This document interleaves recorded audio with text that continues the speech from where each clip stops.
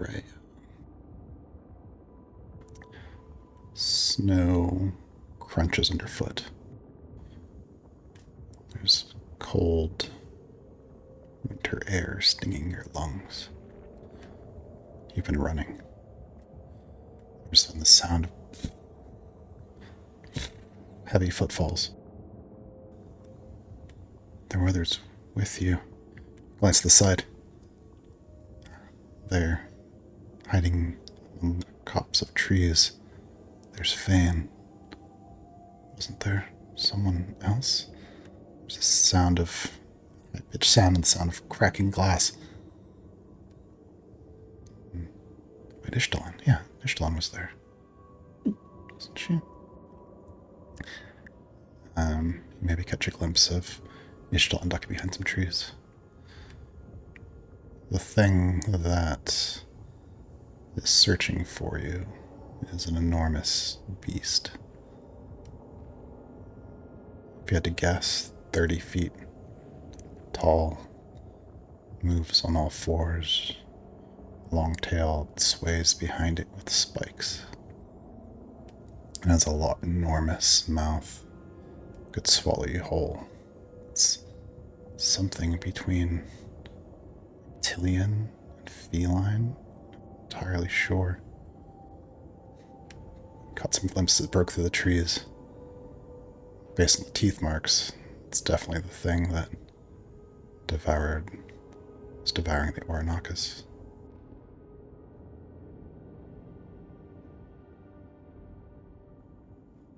It hasn't found you.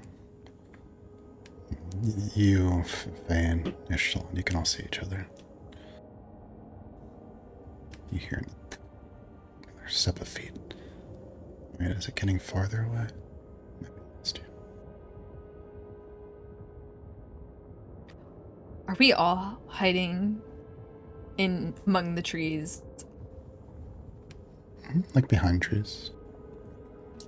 Oh man, I think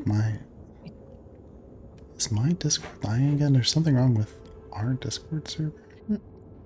My internet is butts right now. Is my voice coming through clearly and without breaking up? Okay, my video is really choppy, Yes. but I don't think my audio has any problems. You sound good to me.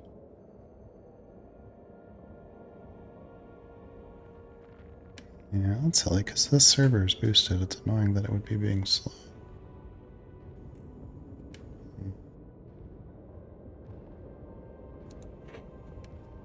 But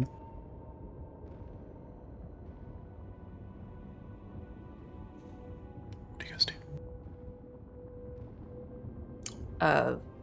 What direction is it? Is it going in the direction that we need to go, or is it the opposite way? Oh, good question. No, it sounds like it's moving maybe adjacent. Or not adjacent, it's moving perpendicular to where you need to go right now. But it's searching, slow steps. I think she would probably wait for it to get... Okay, so this area, is it heavily treed or is it pretty open? Mostly, I should say there are clusters of heavy tree growth and some areas of thinner tree growth, but the snow is about knee deep. Wait, how'd you get here? You remember a sled? It was so much fun. I get the benefit of being here with the great monster without actually having the fun of sledding.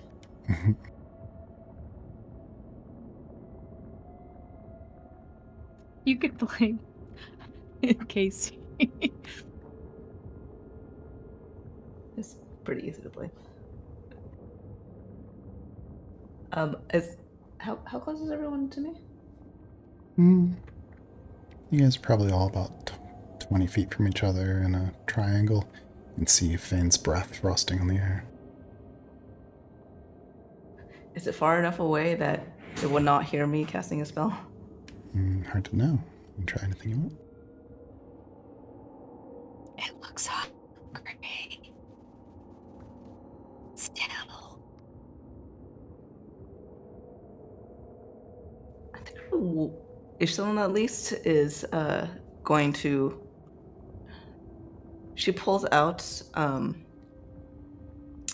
She pulls a pouch around and has a hand within it, and then with the other hand, she holds the finger up to the other two, and it's basically just like kind of just putting a finger down in a pulse, as if like just wait for a minute, and she's waiting for the creature to get at least like 100 feet away or so before she tries to cast the spell.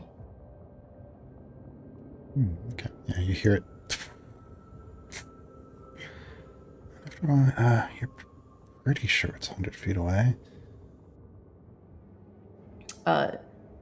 She pulls out a pinch of soot and casts it up in the air and whispers something that spreads on the winds, and the soot gets carried along with the whisper to swirl around in a 30-foot radius, basically, to encompass Araya and Fane and Ishie. She casts Pass Without Trace. All right. Let's pause here for a second. I think I need to reconnect the Discord because I heard all of that, but it was getting really choppy. So let's pause and I'll be back. I'm back. Yeah, okay. Roll a perception check to see how good you did estimating the distance.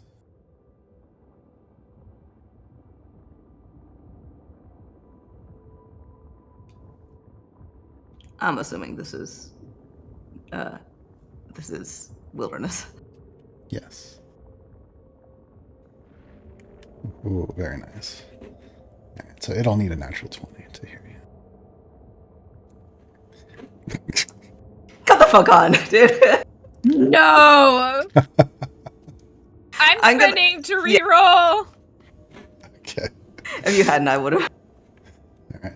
Remember, it does take 2 points now. Rolling again. I know, but like I don't want the abominable snowman to. Oh my god, you. Okay. Yeah, oh, thank God. Not 20. There's a brief pause. Did it hear you? Steps farther away.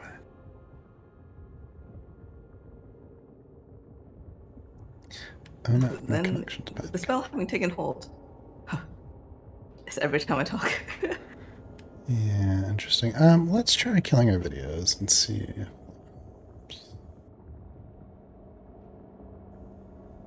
Interesting. Yeah, it immediately went to green. I wonder if they have different servers. Because I did a speed test on my internet. That's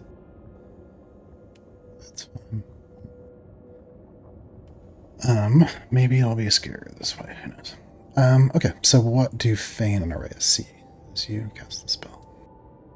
So the pinch of ash that Ishie had filtered into the air gets caught up by the wind of her whispers and swirls out over them, somehow impossibly spreading and thickening even more than that little bit of crumbled wood ash should have. The volume is just much greater, and it arrows over to them and swirls around them, and then seems to settle down. Like the sound around them quiets a little bit, and it seems like every movement that they make is just a little bit more muffled.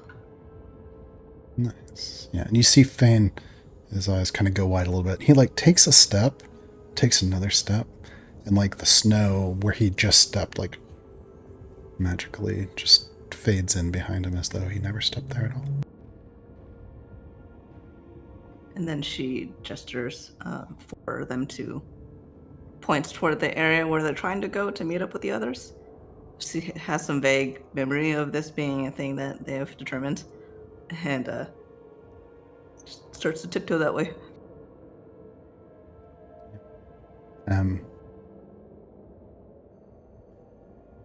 Yeah. Araya, what do you do? The temptation to just become entirely invisible is incredibly strong. But, whichever direction... No, she's not gonna move. It could be... No, she's scared and not moving. She's staying with her tree hugging it tighter. Yeah, I think as Ishtalon begins to move, Fane begins to move, but he pauses when he sees Araya. And kind of hesitates, and then he glances around, and he crosses the gap to get over to where you are. He says, I think we need to keep moving. Can you walk? Indeed, I can. But what if movement is what it notices more? I'll follow you. I'll follow you. And she'll, hike up her robes and follow behind. Yeah. Then after a moment, he nods his head, and then glances around again to be careful, and starts moving in the same direction that Ishtalon has gone. Meanwhile, at the wagon.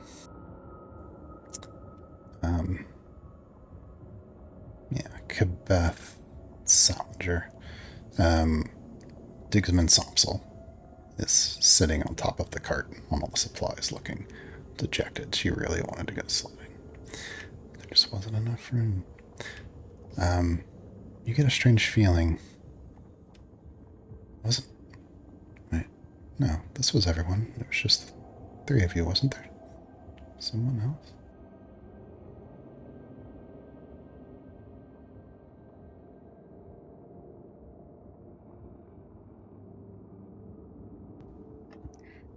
Kabeth is still pulling the cart. I think Salinger's helping push it. Is it? And it's just us and Somsel now? Yeah. Okay. Kabeth rolls her eyes and looks back at Sal. She's like, of course they go off to have all the fun and leave us to do all the hard work. That does seem to be the way of things. I wish Casey wouldn't get into so much trouble. Oh, wait, Casey's not there. Damn it. Perfect she'll- time to blame Yes. him. Who's Casey? Yeah, Kabeth's like, it's gonna take us a long time to catch up to them. We better quicken our pace a little bit. She starts pulling a little harder. I can't run as fast as you. He's starting to get a little bit dragged. Don't worry, we solved that problem last session. I can't actually go fast anyways, unless I'm in combat. Well, but did you go big? I forgot. Are you biggie sized? No, it only lasts a minute. Oh, okay. Oh, then never mind that. She starts to move faster, but it's not actually. Since she's pulling a wagon, it's not going that fast. How long? We have half a day until we meet up with them. Yeah, you guys estimated that they would be about half a day ahead of you, but you did see them veer off and take a different path than you guys were kind of looking at. So you're not sure. Gotcha. Kabeth says, how are we gonna find them? Should we just go to the meeting place and hope that they find their way to us? Well, Mom always said if somebody gets lost, you go back to where you plan to meet. But these are different times, and who knows what's out there. Seems every place we go, there's some sort of trouble. That's true.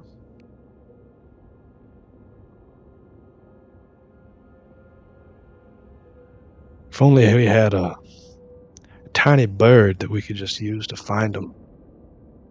Or the ability to levitate up really high so we could see them. Yeah, I don't have either of those. Sam, so how high do you think I could throw you? Samsel glances up from where she was like using a stick to like kind of draw on top of one of the boxes. She's like, Oh, you got really big arms. You could probably throw me really far, but you're not really gonna do that, are you? No, it just didn't seem like you were paying attention. No, sorry. I could try to help. Do you want me to pull? I mean, No, you don't need to pull the wagon. We've got that. Okay. Man, they went really fast, but that was fun. You think they're okay? I have no idea. Almost certainly.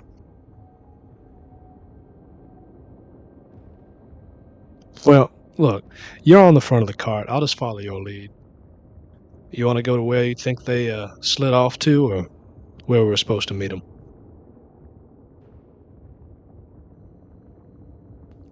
Let's go where we were supposed to meet them. It seemed like a safe enough place, and who knows what the trouble they've gotten into. Meanwhile,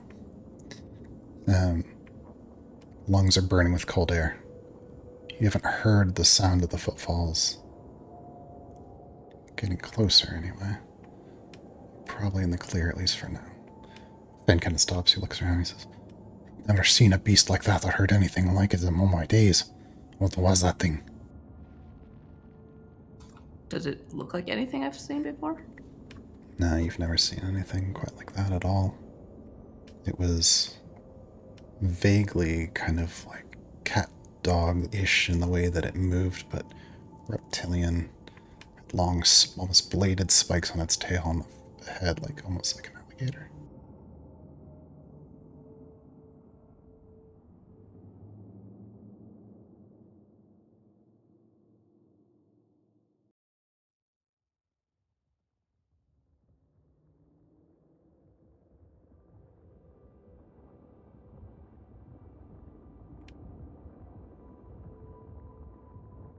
Is anything, or am I lagging? No, we're quite. It is like a conga line in the snow behind Ishie, right? Yeah, but you guys are a little closer now. You're close enough that you can talk.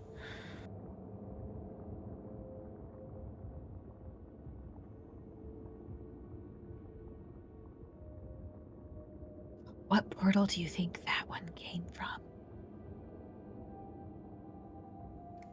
Do you think that's where it came from? One of those tears like you were talking about.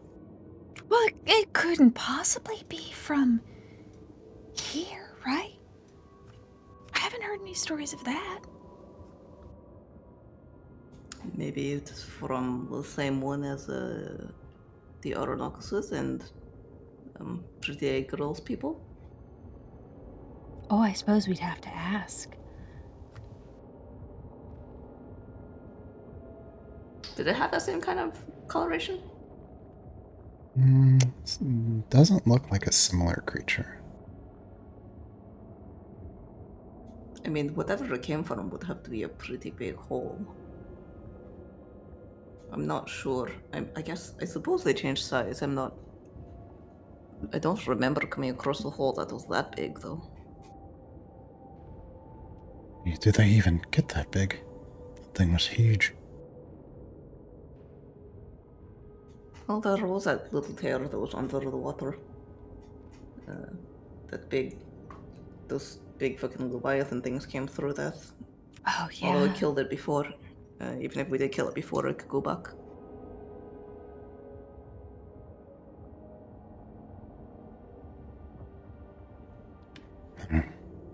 What should we do? I don't think it's safe to stay in this valley. If we want to go to where we first said we'd meet them, we'll have to backtrack up through the hills, up on the cliffs going back that way. Back towards Merlinga's Pass. Why did we go left?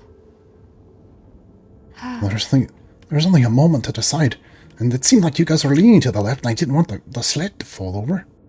I was mentally saying right. Like, oh, you're leaning left, but thinking right. That happens to me sometimes. Right, left, yeah. If there's no other way to meet up with the others, they are, supposed to be half a day behind us? I think it was on the cliffs back there. We said we'd meet them.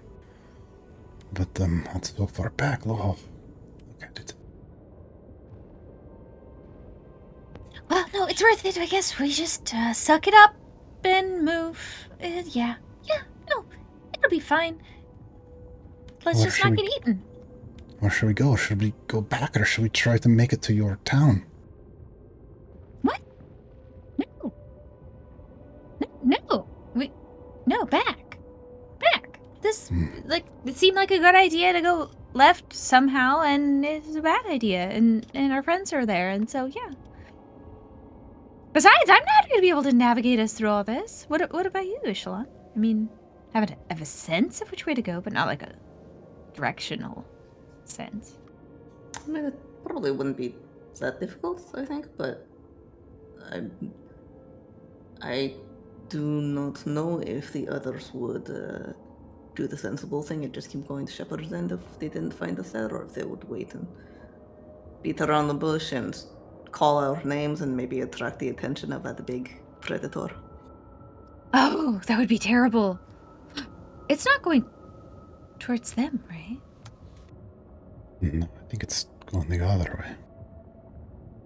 Oh, thank the maiden.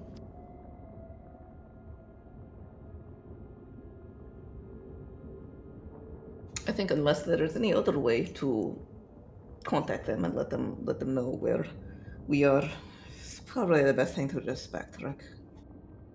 Right. Okay. Yeah. Good idea. Best to play it safe. Oof, without Brunhilde's blessing, that thing might have found us. Let's move carefully. And Shalati's blessing. I was like, oh, right, whose blessing?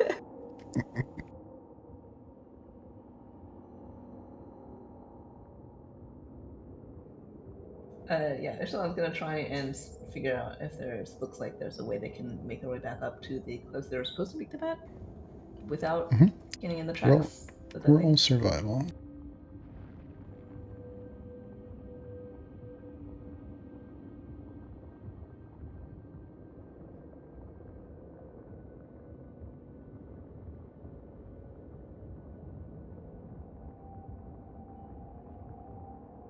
Dirty 20. Ooh, nice. Yeah, there's definitely, glancing back through some moments of heavy fog cover, you do think you can see a reasonable path to get back up, like up the hills into the cliff. It will require probably a little bit of climbing, but it shouldn't be too bad. Oh! I know! I can actually help with this. Hmm? Well, once we get to the cliffs, I can fly up and drop down a rope. It's a lot better than climbing, right? I kind of enjoy climbing, but if our little dwarven friend here. I do not. I don't enjoy climbing at all. That's why I learned how to fly. You can take to the skies. Yeah, well, for a little bit, and it's not like a bird, but it's still quite nice. That's wondrous. So cliffs have nothing on me. You really don't want to see me try to climb it. It's the robes. Have you ever considered not wearing robes? Blasphemy. I mean, I sleep in a shift, which is kind of like a less voluminous robe. That counts, right? You see Fane's face slowly changing colors as you guys have this conversation. No, robes, they're warm. You don't ever have to like fold them. They're just fabric, and But they're there's really. so much fabric and tangles around your legs. You said yourself is probably the reason why you have a tough time climbing. Well, no, but and also these arms. Well, sure, but the robes don't help that any.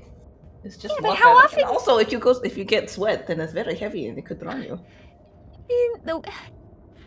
Well, I mean, Also, if there's any fires, then they can catch on fire and burn you I'm up. not so worried about fire. No, but they could also put out fires. There's so much robes. You see, there's two sides to this coin, and I like the side of robes. Also, you have very pretty legs. Why do you want to hide them? She can't quite seem to catch her words. Did you know that? Fane like stumbles, almost falls down in the snow.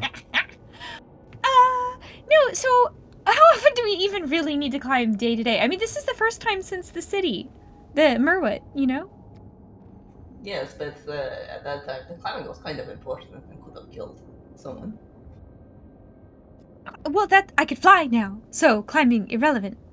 Robes win. Flying. And it's not like I need to kick anything. Until you do, until a zombie grabs your ankles and you're like, no, get off me, and you have to kick it. Oh, that really did. That was terrible. Waking up to zombies, Fane. Waking up to zombies is the worst way to wake up, officially. Yeah, we usually leave people at watch at the edge of town. Never had the misfortune of waking up to the undead. Now, why did we... I'm pretty sure that was my... No, I was asleep. It wasn't my fault. But it could have been my fault. 50-50, it's my fault.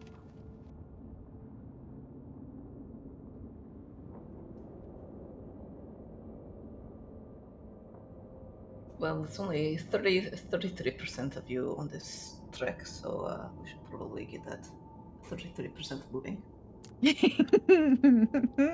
Yeah, long walk. Let's get started. Start just trudging through the snow.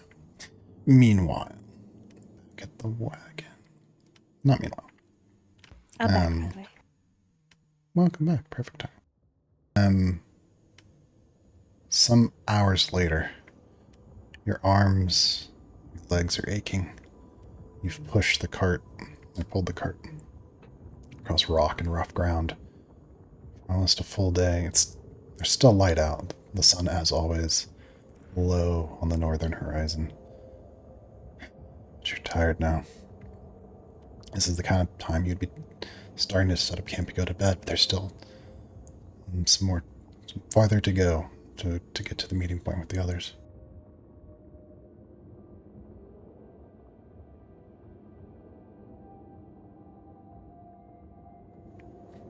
You hear Somsel gently snoring, lying on one of the boxes behind you.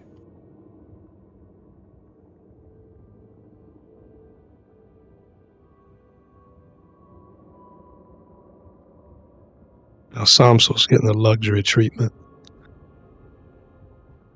I mean, she seems kind of small to help pull the wagon. I mean, I suppose she'd want to. I mean, she did offer, but I don't know. It's kind of like asking Esmond to pull the wagon. What's the point? Yeah, that's fair. How much further do we have to go? These new boots are not breaking in as quickly as I would have liked. Oh. I don't know. Let me see if I can get a bird's eye view of the area and scope it out. Is there any like rocks I can go climb onto? Yeah, potentially. They're not that much higher than where you are right now. You guys have like a really good view of the general landscape, if that makes any sense, because you're kind of moving downhill. But if you want to get a little better point for immediately setting up a camp, yeah, roll survival. 17. Nice. Yeah, you find some high rocks to kind of climb up on, survey the surroundings, and ooh, yeah, you see a spot that's probably has a pretty good windbreak, and you wouldn't necessarily see it from a distance. Yeah, Kabeth will come back over and say, I see a spot where it'd be a good place to stop and rest for a while. Do you think we should stay the night or try to move towards our friends? I mean, if we can make it all the way to the meeting point, that'd be best. I thought we'd be there by now. I think so. You maybe want to switch this up. I could be the engine, you could be the caboose for a little while. Sure. No problem.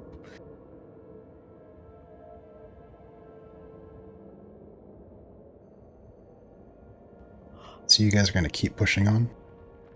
Yes. Okay. Back to the other group. You guys are standing at the base of where the rocks really start to get steep. And you're looking at, it looks about a 50-foot or so, really steep slope, almost a full climb the whole way to get to the next section. Okay, so Araya has the biggest grin on her face.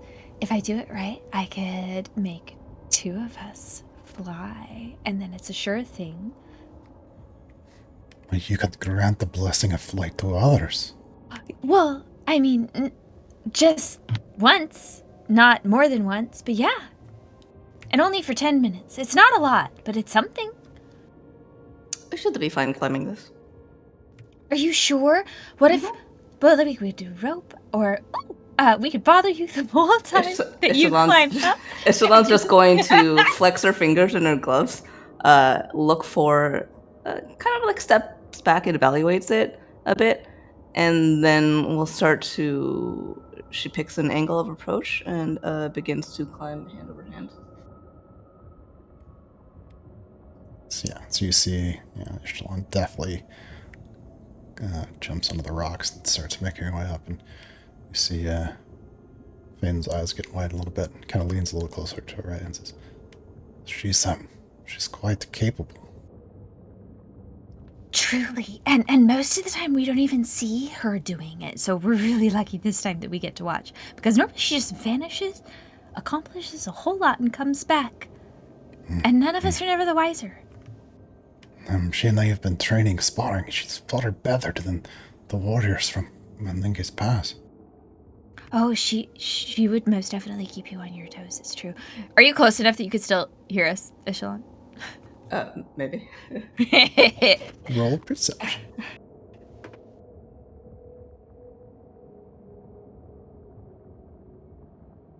Don't even with advantage to hear nice things about me. You can ignore that +5. Yeah, strangely, the acoustics are pretty good here. It's like almost parabolic, so like you can hear them clearly.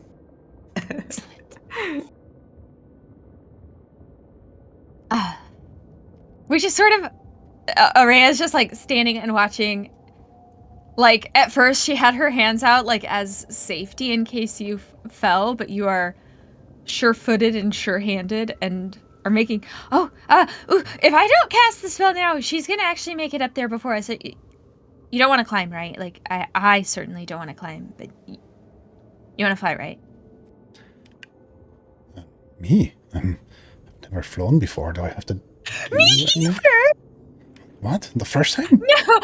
I mean, well, it just hasn't come up, and I just figured it out, and there was really no place to practice it. And it's a little embarrassing. Maybe I'll have you go first. You can tell me. No, anyway. He kind of hesitates a little bit. He's like, I mean, I am not doubting you, but are there any side effects? The disappointment of not flying? After it's done, maybe? Being clumsy, but in another direction. Up. I'm pretty certain I will somehow end up bruised. No matter what. But it'll be great. I'm gonna tighten up all my pouches to make sure none of anything falls out. And tighten it. Strap this. But she's almost halfway already. Oh my! It's me. Okay. Araya sort of focuses, concentration face. She. How would this look?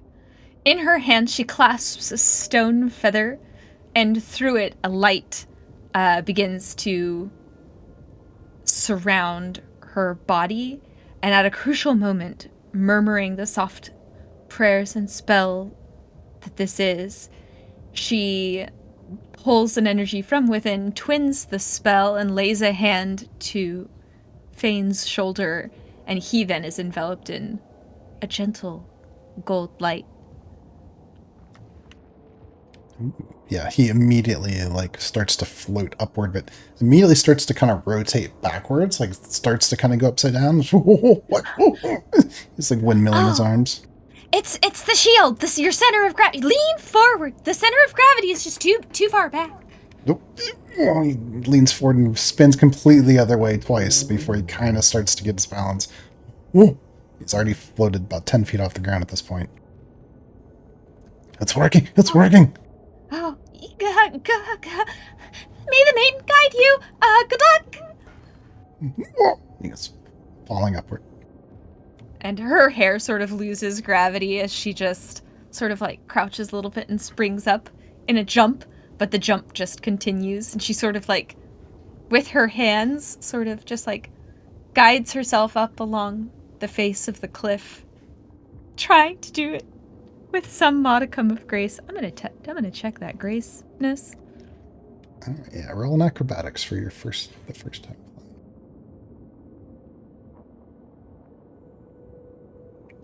Hey, not bad. That's pretty good. Yeah, at Ishlan, as you are working your way from hold to hold carefully and confidently up the side of this cliff, you see on your left Fane kind of cartwheeling, like his arms and legs are spread out, and he's kind of spinning as he comes up on your left. And then you see what is when she looks right to see Araya. What does she say? Sort of just like this, like, she's not flying so much as floating, but still manages to be glowing while she's doing it. There's a very, I don't know, like, deific aura about her, you might say, as she just sort of like pulls herself and it's more just like pulling herself up the cliff. Did you watch Dune and the Sardaukar going I up the have cliff not face? seen. I haven't seen Okay. All right. the second one yet. Shoot. No. She just sort of uses the grasping along the cliff to like at least aim her, because she's not so confident in her own direction ability.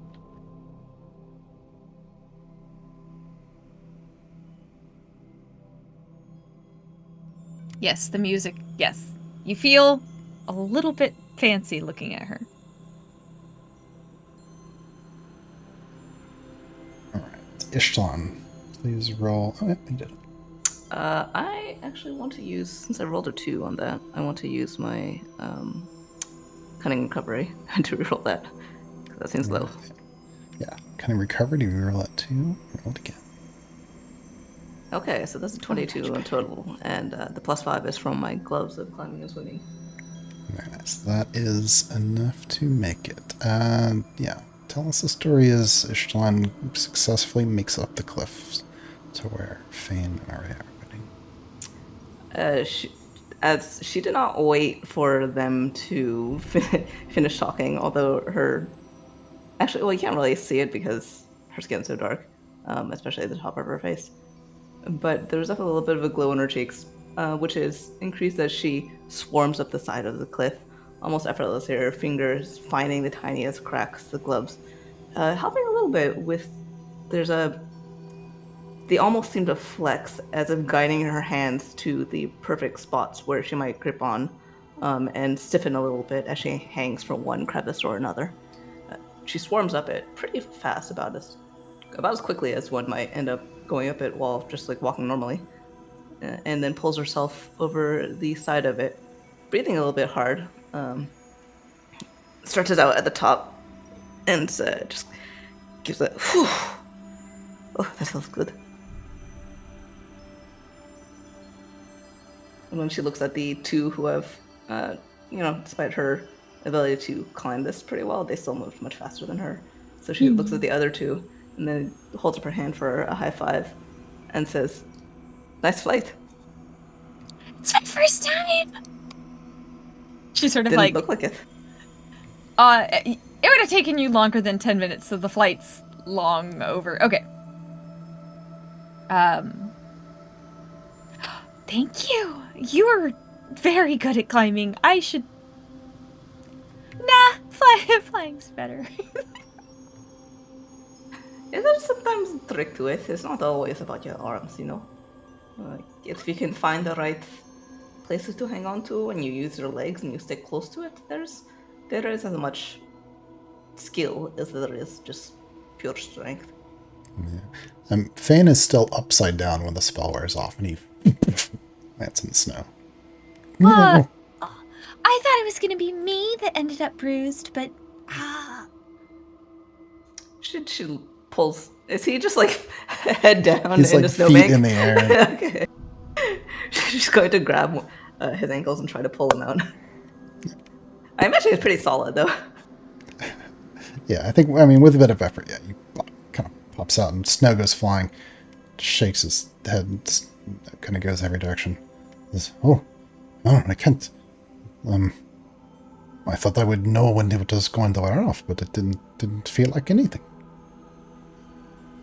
ooh, maybe that's the hard part, is that if it ends before you know it's going to end, that it'll end badly. Good to keep in mind for the future.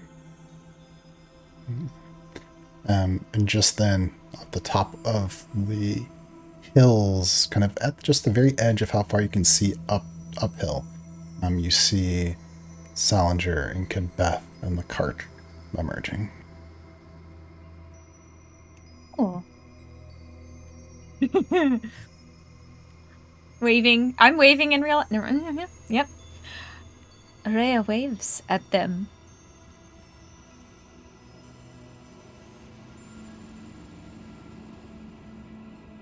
She turns to look. Seeing Areo waving at them, she doesn't look to hint, but she basically just helps dust Fane off, and looks around. Was this a spot that they were supposed to meet at specifically? No, it would have been back a little farther, probably closer to where they are now. Okay. And she says, well, there they are. Maybe a little late, but I suppose we're a little late too. Yeah, She's gonna start moving that way. Next time left. No, right. Wait, what? Well, you got to think the left, even if... Yes, that's right. Wait, no, you have to think right and lean right. Yes. Yeah. Oh, ooh, look where you want to go. Don't look at the wrong direction, because you'll go the wrong direction. Yeah, and so with Ishlan's help, you've gotten like all the snow off of Bane, and he kind of hoists the shield and glances back down the cliff they just descended across the landscape. There are things out there in the woods now. Be careful. And he turns and starts walking with the others. Before too long, maybe another quarter hour or so, Kabeth and Salinger, Array, Shalon, Fant, Somsel reunited on the hillside. Remember how we thought we weren't going to be cold at night? I remember that. And I packed socks anyway. I'm really glad I packed extra socks. There should be plenty of wood to make a fire. I can use my hatchet to split some sticks. Oh, Sal, Gebeth. Uh-huh. We saw a horrible creature that ate a huge Ornacus. Kabeth is wrapping her blanket that she had around her around you as well, Araya. And she's like, I'm sorry. Oh, a large what that ate an Ornacus? Can you help me with the description of the big thing again, Chris? Yeah, it kind of moved like a predatory creature, like a cat or a wolf or something like that, but it was almost more like a lizard, almost reptilian, but they were... I'm not quite sure if it was fur, maybe plants. It's hard to tell kind of growing off of it, but it definitely had a giant wide mouth, like an enormous jaw that could eat entire things whole. And it had like long muscled limbs, like the great Ornacus had little short stubby front legs, but this thing had very long muscular limbs and was able to move gracefully through the snow. Alright, so I'm not going to do it justice and pretend that this is horrifying, okay? I'm already horrified. I couldn't look away from its teeth. The mouth, it was Uh-huh. hungry. And then if I no plants, no, well, the cat maybe, but also lizard. No, the animal equivalent does not exist here. So I'm nearly certain it came through a portal somewhere. But its limbs, each step was the longest drive. And so it was hunting. I'm sure of it. Quebec's eyes are wide, and she's looking at you with, like, incredulity. And she's like, and how far away and how long ago did you see this? Well, so it's kind of going that way. She gestures to the perpendicular from their direction.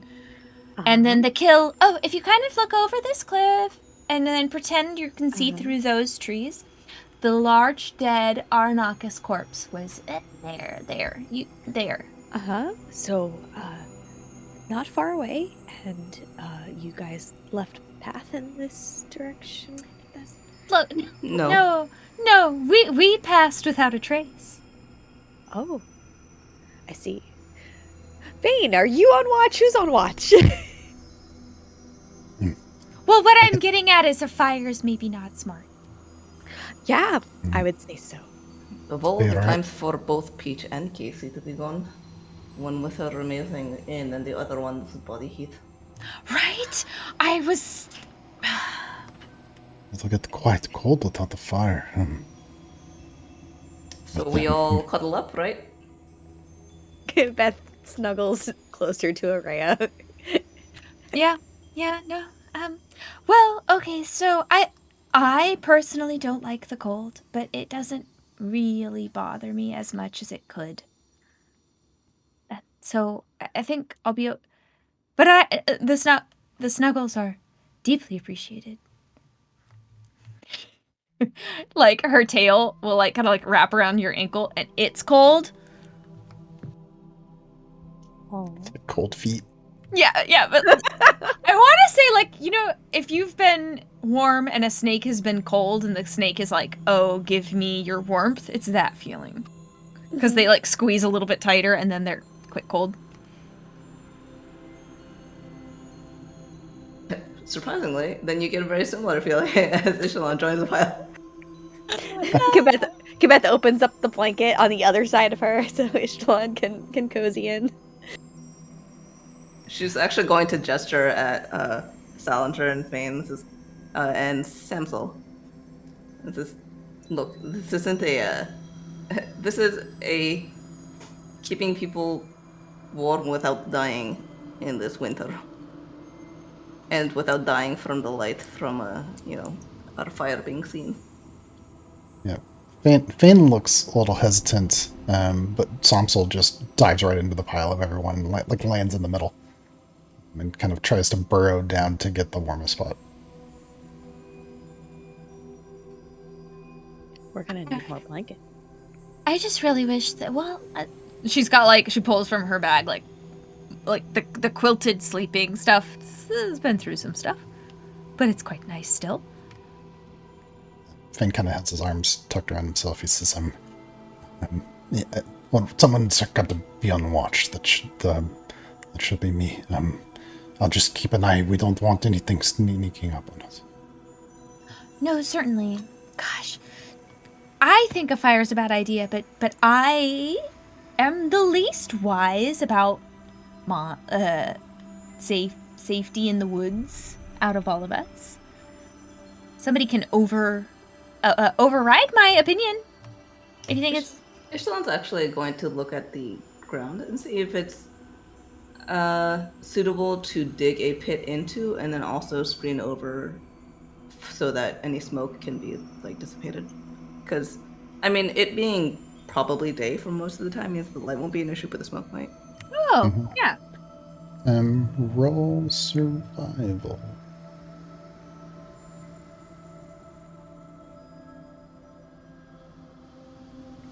Through 28. Yeah, there's a spot nearby where you guys could definitely dig to help with that. Dissipation of the smoke, I'm not too sure about. I just don't know. I think usually, if the chicken, like dry wood, doesn't smoke as much versus younger wood does, Oh, I then see. that's I see. about the farthest I know. Yeah, me, the Um, person. Hey, I can't. So, and I've got decent survival. I can roll to justify this if I need to. We could basically make a vented tent, so almost like a tarp over us with the pit, so the smoke vents out the sides, so it doesn't go straight up in a column. Right. With, like you said, drier wood, and that would probably work. Okay. Mm. Oh. Do you? I'm trying to. Do you think that would really change the effect of seeing the smoke from a distance, though? Like that would be surprised. Yeah, I don't know. While camping, I've never tried to hide my presence from giant monsters before. Interesting. Well, what about a magic bonfire? Do you think a magic bonfire has smoke? Let's let's say this. I like the idea that you guys know about like certain leaves that grow around here that when you burn them, they don't smoke as much. I like that idea, right? Even if that's ridiculous. So let's say that, like, because of your 28 survival roll, that yeah, if we just gather these types of leaves and these types of sticks, there will be less smoke and it'll be harder to see it. Roger.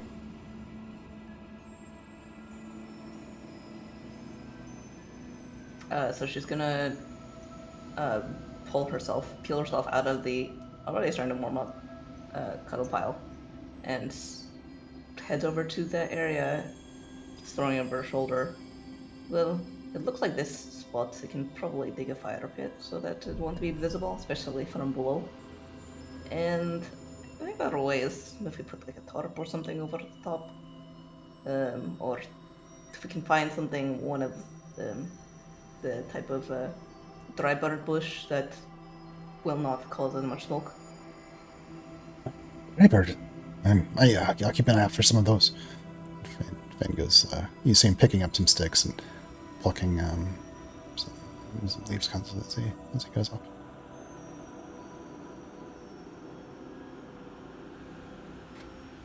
And after a moment, Psalms is sort of in the middle of your pile, just snoring. Is she cold at all? Is Samsel just, or does she sleep as a survival reaction technique? Do halflings have a hibernation season? Like bears? She slept almost the whole way here, too.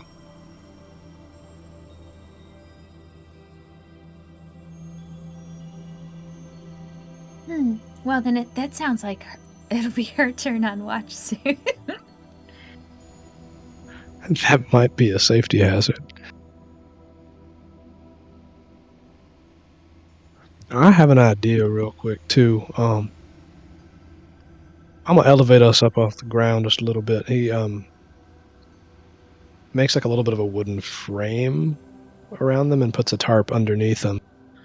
If we end up leaning on each other right on the cold ground, it's going to dissipate our body heat even more. End up freezing anyway. Good point. My butt was getting very cold. Yes.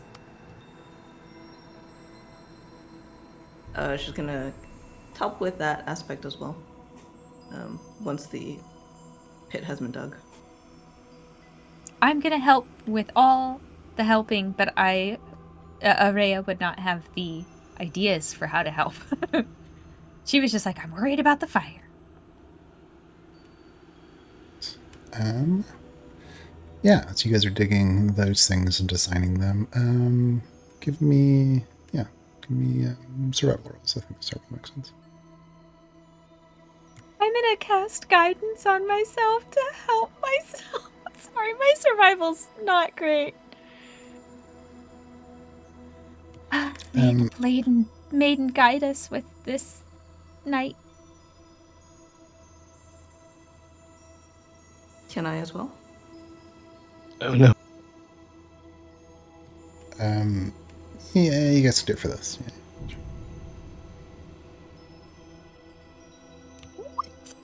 The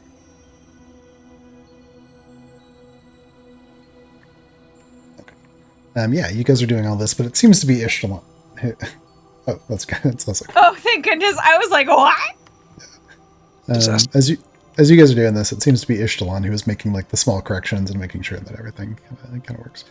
Before too long, I think with the roles that you guys got, yeah, you guys have it sort of set up the way that you want to, and you think it'll do a pretty good job of helping to keep you warm.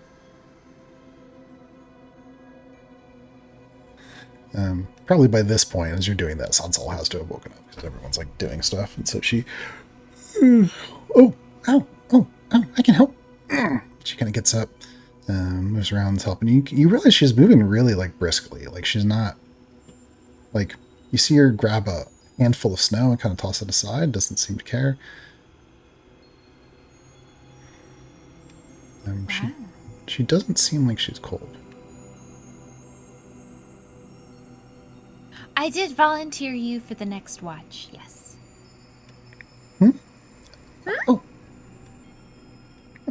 You want me to like keep an eye out in case there's danger? In case of a large monster that you missed the whole story about. What? You guys saw a monster? How big was it? Huge. Hugest ever. Longest limbs. Not as large as the underwater Leviathan? There was an That's the underwater wrong- monster? Well, back at Shepherd's End, yeah, and we sent it home. What? Oh. Well, you all did.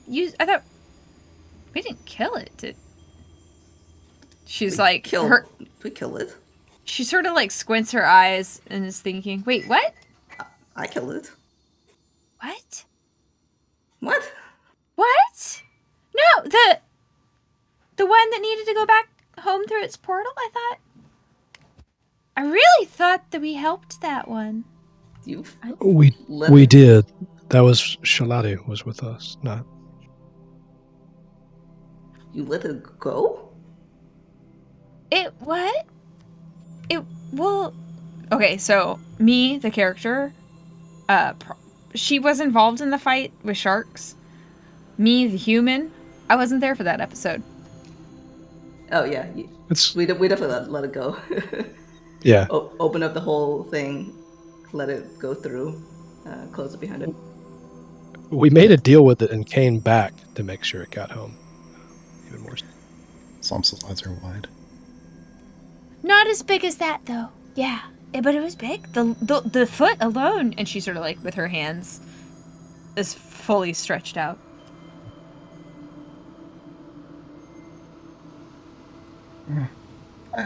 Samsal kind of hesitates. She says, "I'm gonna jump to conclusions, but I'm kind of getting the impression that you guys have different stories. Which one's the real one?" Yes. Well, I don't quite know what reality we're in presently. But Who knows what's true anymore? yes, when Shaladi was with us before Ishtalon joined us, yeah, we went into the ocean and helped a lost, terrifyingly large creature back home. After it tried to murder us with a giant pack of saber-toothed tiger sharks. The sharks, I was distracted by the sharks most of the time, yes. I was in Shepherd's End for like a long time, and I didn't get to see any of that. Did you go in the water? No, it seemed terrible. Well, there you have it. But I went to the cliffs, like I saw it, but there wasn't anything like that. Well, we sent it home. So there's nothing left like that. Oh, I guess that makes sense. Problem solved? Except for the tiger sharks. Yes, but the tiger shark's less of a problem than a giant thing in the water. Before too long, you guys have the fire started from the materials that are like low smoking, and so it'll be harder for people to see you from a distance. The sun's still low on the horizon, but it hasn't set yet. It's almost the feeling of what almost feels like a perpetual day, but not quite. There's still those brief hours of nighttime when the sun dips below. But you haven't quite reached there yet, but you can feel the fatigue of the day, especially with the walking through high snow wearing on you. Somsol is pulled out some rations and she's chewing on them. I pull out one slice of delicious fresh bread, with a nod to Gabeth, and do I offer a bite of my cherished bread? Maybe. Lobster roll is. It was we talked about like a loaf as maximum amount of loaf from the pub place. Like buttered honey bread? She would not be so indulgent, but it is fresh bread. Perpetually fresh. Oh, you sure you want to eat that now? I'm sure we still have other stuff. I just a little nibble. Kabat side-eyes the loaf. She'll share a slice.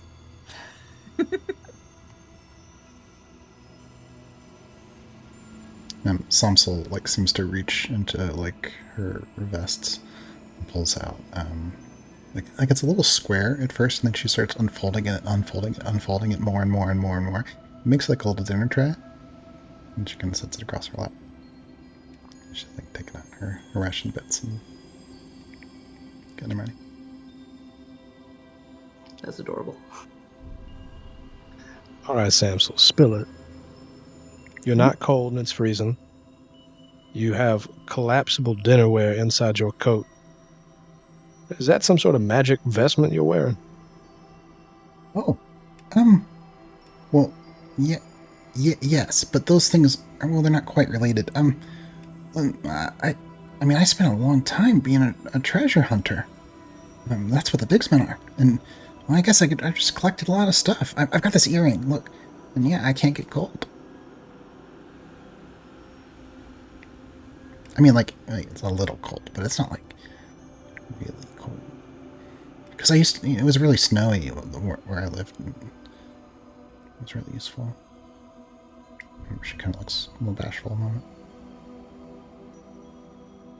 That's extremely useful, especially now that the world is just cold. There's no not cold option. Yeah, magic stuff's my favorite. I just really... Oh man, I've got like old stuff. And, I don't have as much new stuff, but all this stuff, like she kind of has these different trinkets. All this stuff is like from like really old places, like they're underground and stuff. Of all the places that you went, what was the biggest treasure reward? Oh man, I mean, one time there was this dragon. It was like made of crystal, and it killed this guy, but he didn't actually die. The dragon? No, the guy. Wait, Yeah, what? I don't know. It was kind of confusing, but he was dead, and then he wasn't dead.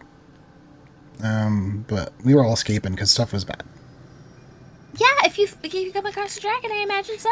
Although, wait, where was I this? don't think it was really a dragon. Oh, it was in the mountains. Which ones? Oh, Our mountains? Our mountains? No. From where I'm from. Oh. Where is that?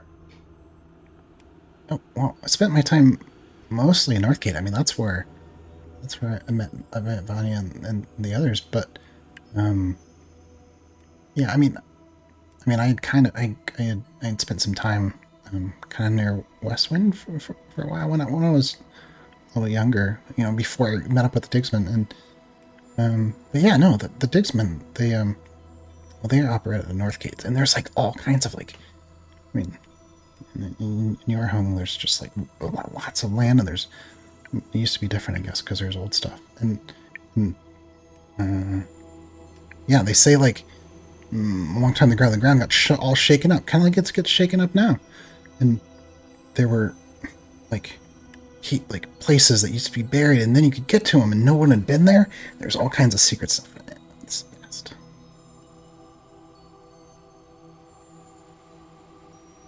Oh. She goes. You should tell That's another back and story forth. while I fall asleep. This is perfect.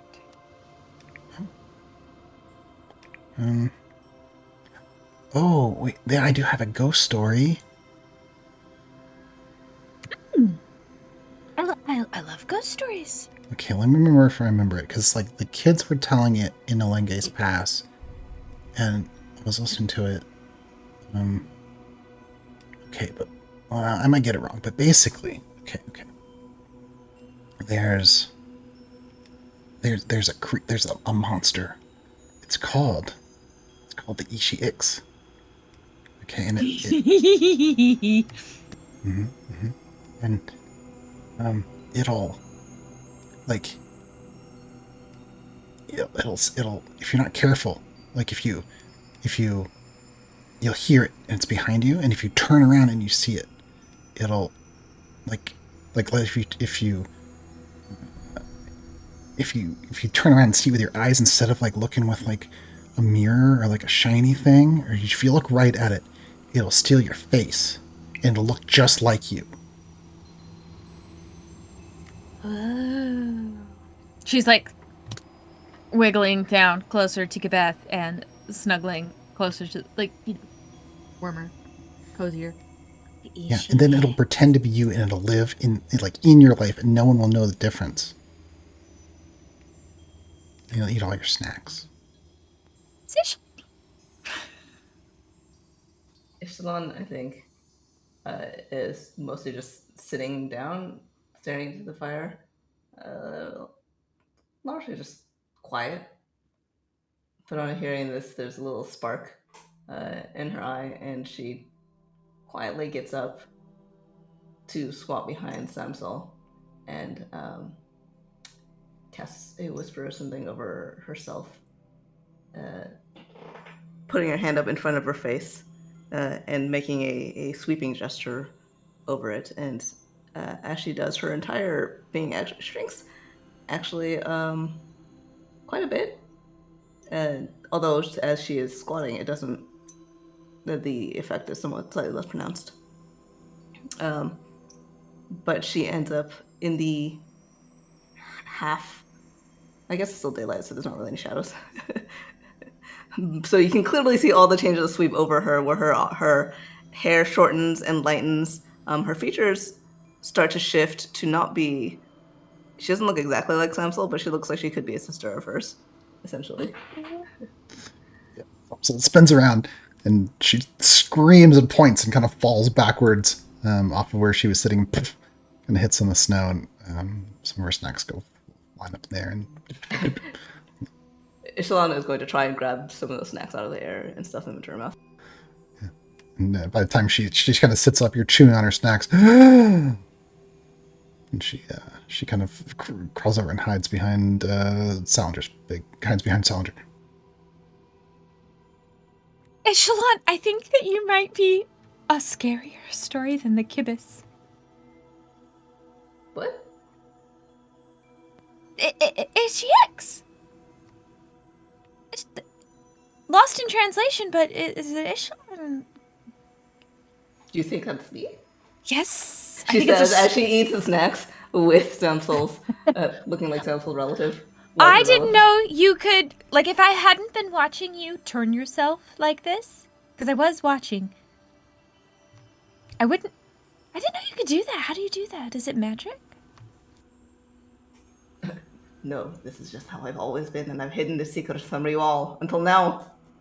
It's really cool! Samsel's eyes are big, and she's breathing heavy, but she's kind of gotten what's going on. And it's really scary. I liked it. She kind of wipes tears off her cheeks. Snacks back to her. Yeah. Catches it, eats it. Did you know a person named Sav? Oh. Yeah, that was one of the people. So there was a bunch of people, and I was only with them for like a little tiny bit. Vanya a lot longer. But yeah, no, yeah, I met that person because Vanya talked about him. Talked about it. She's really smart. She dismisses the disguised self on herself, and Wanda stands up and says, "I think I will take first watch, along with Samsel. Are you in for it with me, or Fane? We should probably do it in pairs." Oh, Fane was saying that he wanted first watch. I think he's watching presently. yeah, Fane went off to find more, to keep an eye out and find more wood. But when he gets back, I'll go watch. Yeah. No, I can be on watch with him then, and then we'll have another pair in another couple of hours. Oh, okay. Thank you for this story, Samsel. And she like nose under the blankets, only her nose out of the blankets.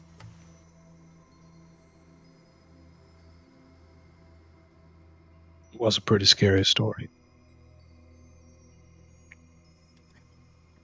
Yeah, I mean, I liked it, and yeah, I should have let it. Oh, a little scary. And she kind of packs up her. She's folding up her little dinner tray.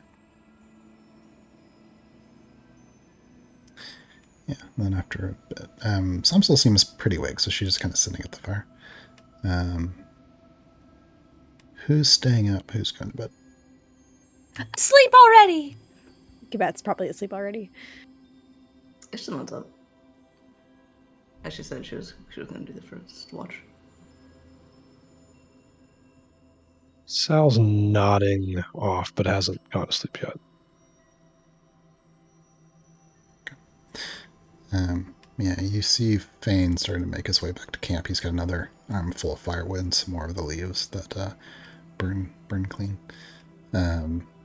He kind of sets them down on the pile and tucks his arms closer on himself. Sits close to the fire and says, "Hey, I'm glad for this. Wasn't looking forward for a whole night in the cold. I looked around, but there's not any sign of any activity. I think we're okay." Good. I think from the top of the cliffs we might be able to get a good view of the land and see if that thing is still around too. You sure you didn't want the excuse to snuggle up to Aurea? She says with a grin and a sidelong look. Yeah, you see him change several shades of color.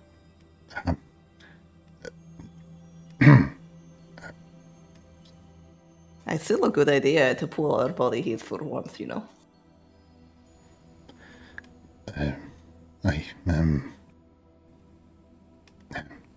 He's totally flustered, does not do it, does it? She just laughs and is going to head over to the cliff to take a look. I think she will not stand up on top of it to be clearly silhouetted. She is just going to approach it army crawl style. Yeah, so before too long, Ishlin, you move off to to have a better look. How far are the cliffs from here? I just realized we actually made our way in a bit.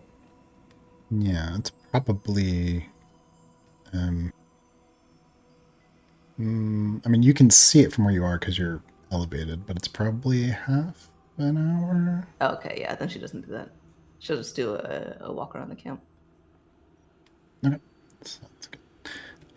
Let's take a 5-minute break, and we can also test the cameras and stuff like that to see if they're working. Just need to use right. All good.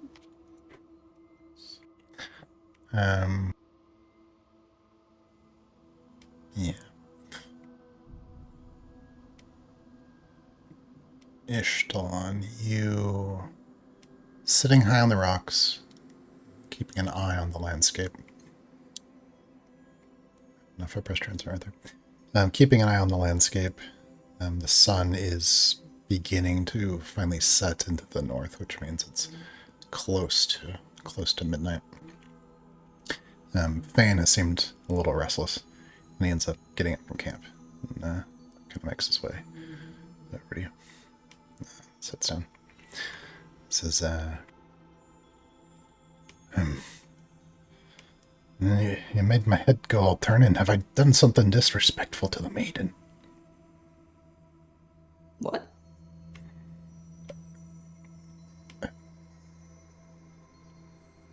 What you said earlier, I just... What, me teasing you?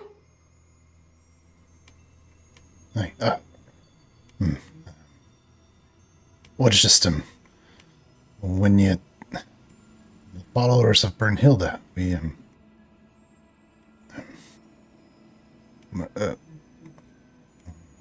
swear away those kind of pursuits, and I just, I didn't want to give the wrong impression. I'm turning on the camera so you can see the exact impression that Ishie is making, which is...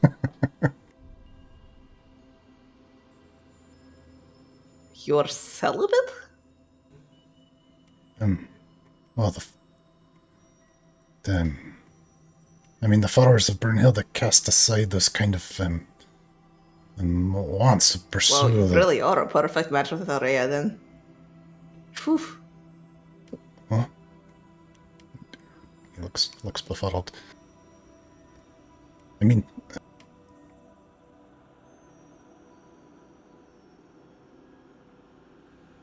You mean?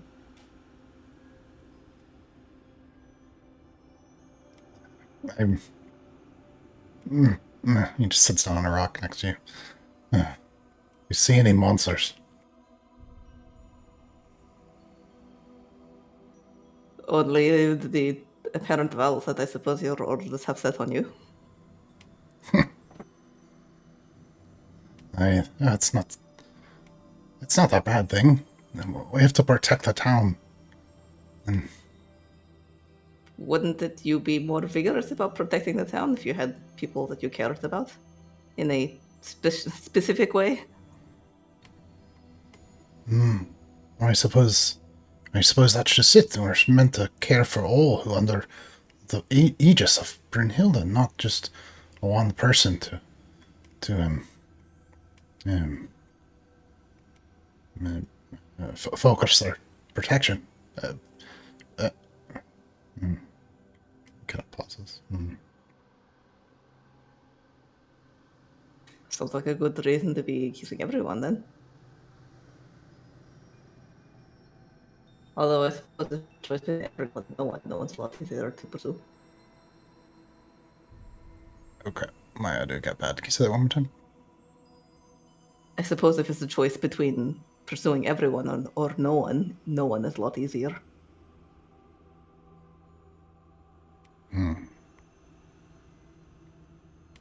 I mean, I've seen that. I would say people in the town who've found people that they love. They seem happy. It does seem pretty nice. I mean, it's fun, I suppose. I get You think if you've really never had the touch of another person, man or woman?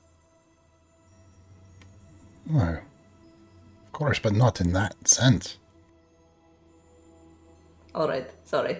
I think I was being too delicate. You've never kissed someone else in a romantic sense? Oh. No, I was... Or anything further? Yeah, I was quite young when I was sworn to the path of Brunhilde. So you didn't even really know what you were giving up then? I suppose not. So how can it be said that you actually are making a fair choice? If you do not know what you are sacrificing, then how can it really be much of a sacrifice? I suppose it's never think of it as a sacrifice, but as a way of being. Not for the purpose of giving something up, not for the purpose of giving away something important, but for the purpose of living that way. So, but the argument is that by living in this way, it is supposed to be somehow more focusing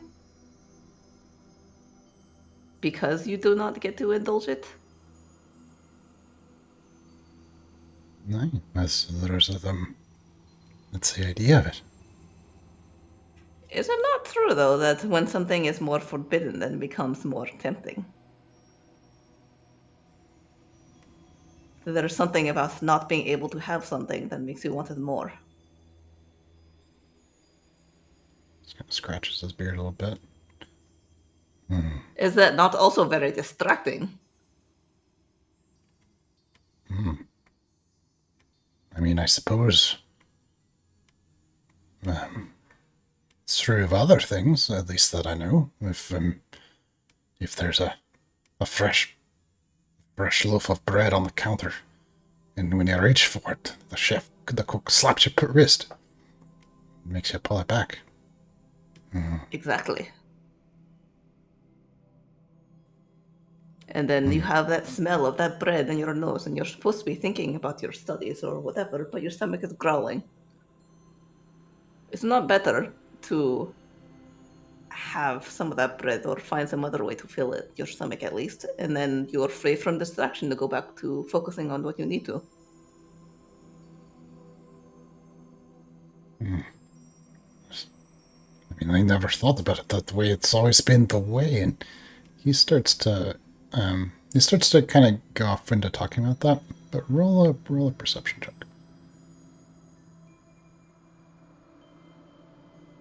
Is this the kind of perception check that would benefit from being in nature, or no? Yes.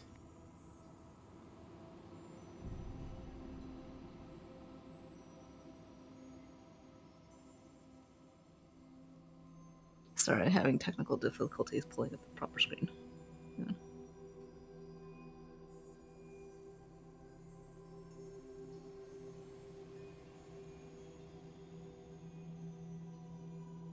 $28.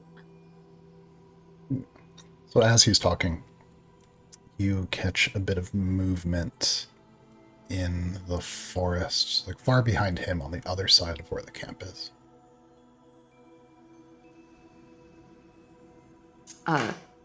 As he is talking, she puts a hand out to cover his lips and then looks beyond him. Just to focus and see, and as she does that, and then slips off the rock and crouches down low to try and get a closer look at what it is. He freezes confused when you put the finger on his lips, and then as you slip down, your posture is a little more alert. He kind of gets it. He kind of shrinks down. What did you see? Not sure. It's some kind of flicker of movement. And I think with a 28, you catch another little bit of movement. The swoosh of a tail, something small, in the tree line, close to the camp. Go to the others and make sure that nothing is getting near them. I'll go get closer to it. It's quite close to the camp already as it is. And she's gonna stealth closer. Is it, how dark is it at this point? It's sunset at this point, so long, deep shadows. So dim light, but not darkness. Yeah. Okay. Yeah, dim light when you're in shadow. Okay. Yeah. She's gonna use the shadows that she can. Yeah. Vane kind of takes its hatchet out, starts moving down back toward the camp on the direct route. I assume you're kind of circling. Yeah. Okay. As you circle closer to that bit of movement that you saw, and you catch another glimpse of it too. It's Not big, not like the monster you saw before. A bit smaller. Roll perception and stealth.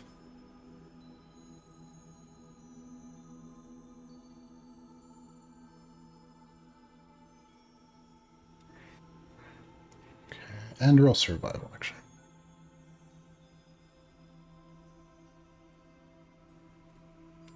Right. 26, 19, 25. As you are circling closer toward you saw the thing, you catch a footprint that's kind of distinct in the snow. Something different from the footprints that all of you have made moving around gathering firewood and stuff like that. It looks like a three-toed step with a rear claw. Yeah, kind of a Y-shape-ish kind of thing, right? And you recognize it, certainly as being an Ornakis footprint. You also, with your perception, hear a bit of a snapping of a twig, and you realize there's someone approaching you from your left kind of rear flank. A difference being than the one that I'm trying to approach? You're not sure because you've only heard it so far. Okay. She is going to act as if it clearly knows where I am, right? Because it's approaching me. Seems to, if you had to guess. Okay. She's going to act as if she doesn't notice it, but she's palming her scimitar from her belt. But right. she doesn't turn it on just yet. It's just a regular scimitar at this point. And Kishi keeps the other hand free and is waiting to see if it jumps out at her. Okay. Yeah, you sense it and you sense and hear it step a little bit closer, maybe stepping on near the base of a white root of a tree. It's not to step in the snow. And then there's like a pause. Actually, in that pause, I think she's going to do a whistle that she's heard Salinger do for Poppy. Okay. Yeah, as you do that whistle, there's a distinct pause and hesitation in the figure that's approaching, and you catch movement up ahead of you from a different creature. And you see, in fact, Poppy lift her head. Yeah. Okay. Seeing that, she's still keeping an ear or a peripheral vision alert for the one who's coming up from her left. Yeah. She calls to Poppy. Poppy. And then just a little whistle again. Says, I was wondering where you were, if you were going to be back. Yeah, there was a hesitation from the creature that was approaching you, and you hear sniffing sounds. And then you hear a voice. Pretty egg girl. So strange. Is that the voice to my left? Mm-hmm. She straightens and looks to her left and says, all right, Muno, what is this about? And then she kind of straightens up and relaxes as well. And then you see more movement sort of in the farther away, more movement in the brush. And you see more of the Ornakis folk kind of emerging from the woods. And she steps closer. It says, meet again. So we do. It's good to see that you're well. And that you brought Poppy with you. I'm sure Salinger will be happy to see her. She kind of tips her head, looks a little... She got her, like, lower eyelids, like, nictate a little bit. Her lower eye membranes like nictate a little bit. Looks an expression you might recognize as confused. And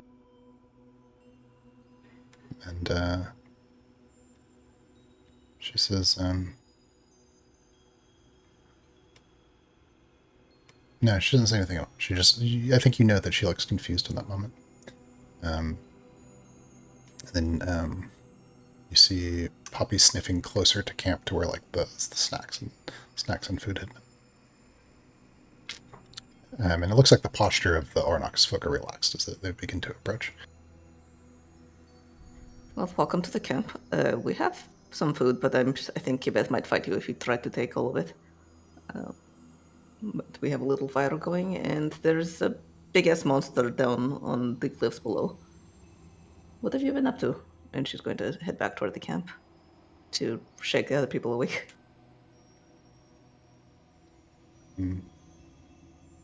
Okay, yeah. Before too long, you guys are heading back to camp, and those who...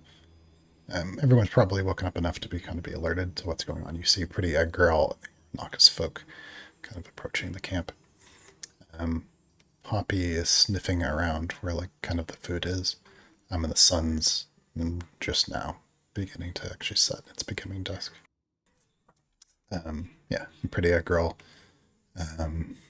says as you're returning to camp. New creature. Forest. The big one? And she makes a gesture with both hands over her head, and like spreading her arms as wide as they'll go and shaking them to the extent that they're further. Big, yes, teeth.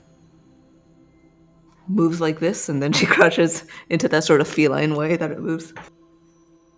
Yeah, and actually, yeah, Pretty Girl kind of crouches down just without hesitation and sort of mimics, and then nods her head.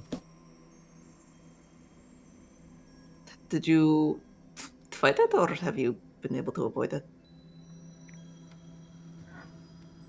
Big, teeth hunting danger.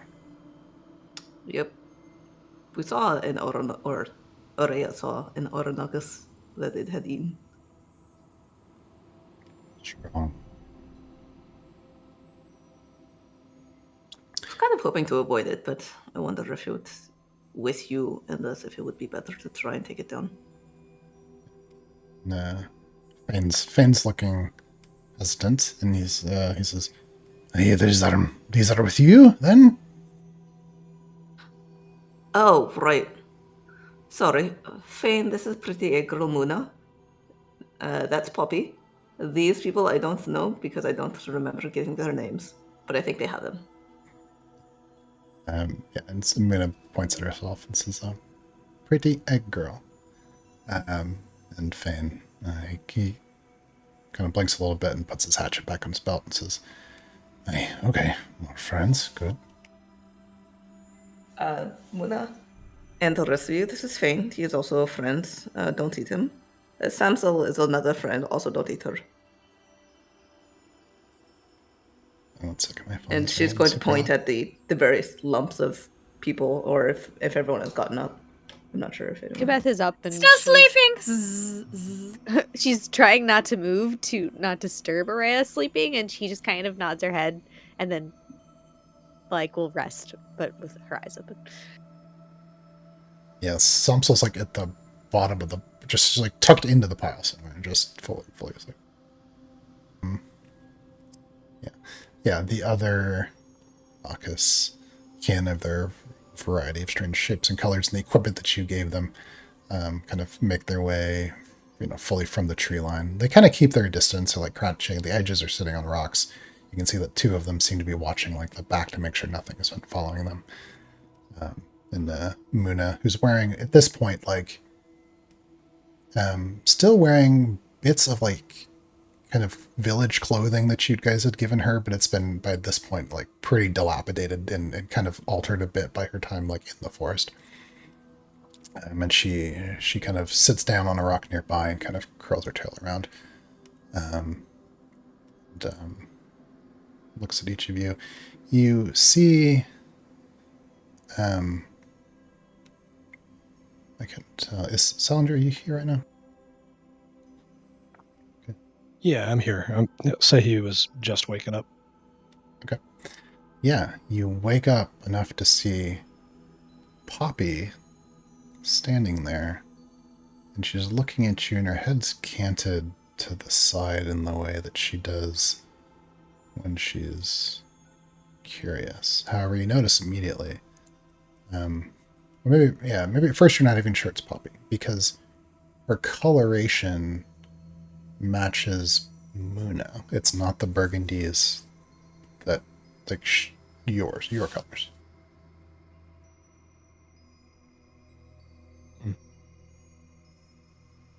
Hey, Papa.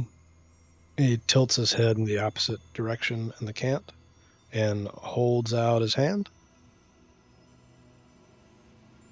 Yeah, Poppy leans closer and sniffs, and there's a brief fluctuation in the colors and the hues of her feathers that ripples over her to become your colors for a moment. And then she kind of darts back a little bit, looks very confused.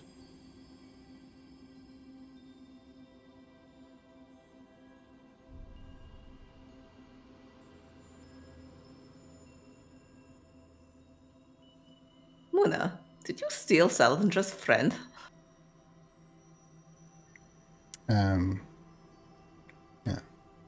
Yeah. She blinks a few times.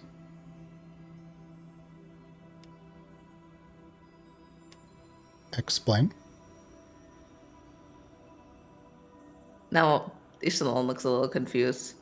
And then she looks back at Muna and the band of Arnoxes and says, and isn't he your leader now or something anyway? I seem to remember a whole, or have vague sorts of memories about the whole duel.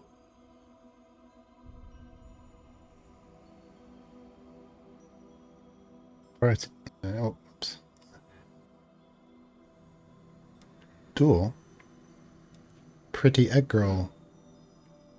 Fight. 3 moons bleeding. Duel.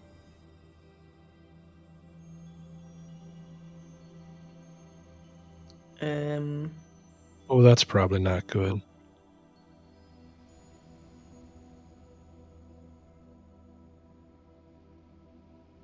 You, do you remember me, Muna? She looks at you. Glances at Ishtalon, glances back at you. New. She pauses. You see her thinking, looks back at you. Remember, not remember, remember, not remember.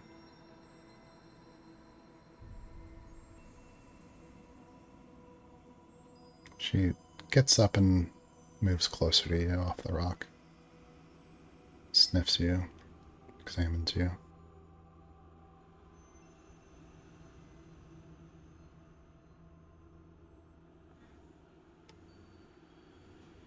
Remember.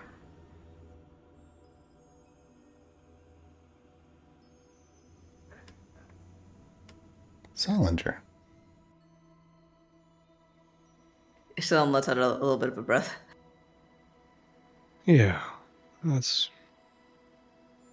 half good then. It's good to see you.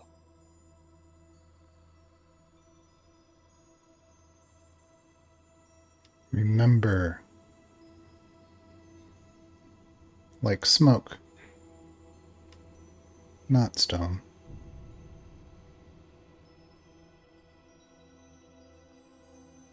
Sal looks around to the rest of the group as they're waking up. You all do remember me fighting 3 moons bleeding, right? Nearly being killed. You all do remember that. Oh. Yeah, yeah. You remember that then, though, right? Yes. All right. All right. I wish one of us had some sort of insight into how this time stuff. How can she remember a different version of the same events? Well, I think. Oh, I remember now. So when you stopped being now, it was her that won. How can those two things be happening simultaneously? Sal, without even like realizing he's doing it, puts a hand on Muna's shoulder. Mm-hmm. She, Like smoke? yeah, and is oh look, Gibson. Poppy's rubbing her face on the microphone. Um, um, as you reach out and put your hand on Muna's shoulder,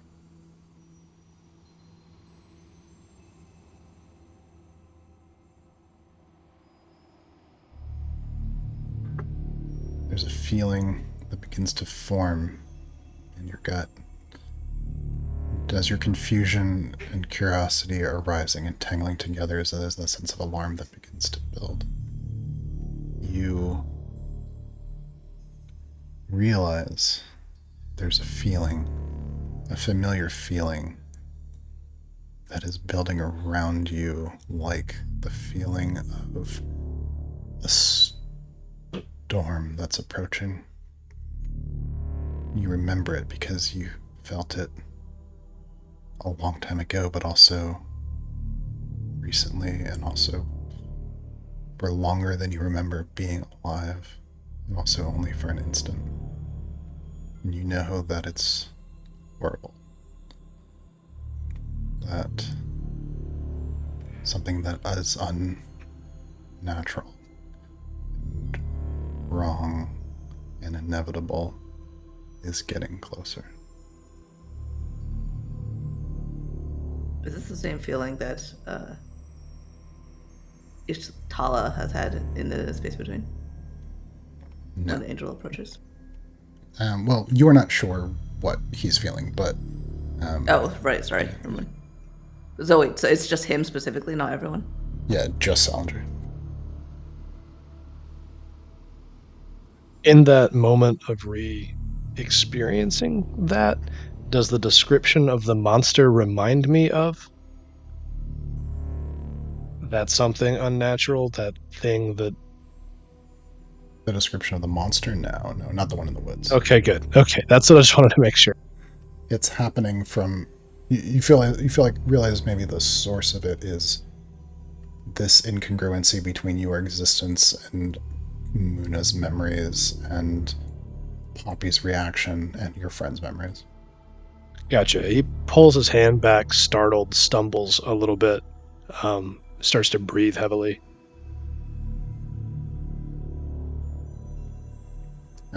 Based on because you react that way, Muna kind of dashes backwards a little bit, and Poppy's tail kind of goes up, and the other Oranakas folk look alarmed. Fane moves a hand onto his hatchet. What's going on? It's fine. It's not fine, but it's fine. I just I need something solid to... He rests the hammer onto the ground and just holds himself as steady as he can. Holds up one of his hands, and to everybody else, it looks like he's just staring through it.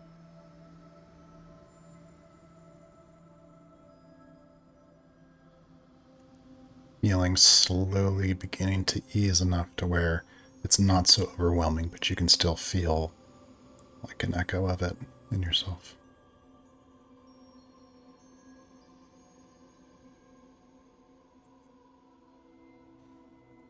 And the pretty girl kind of squints her eyes a little bit and says, Salinger, strange. Yeah, sorry, I didn't mean to frighten you. It's so...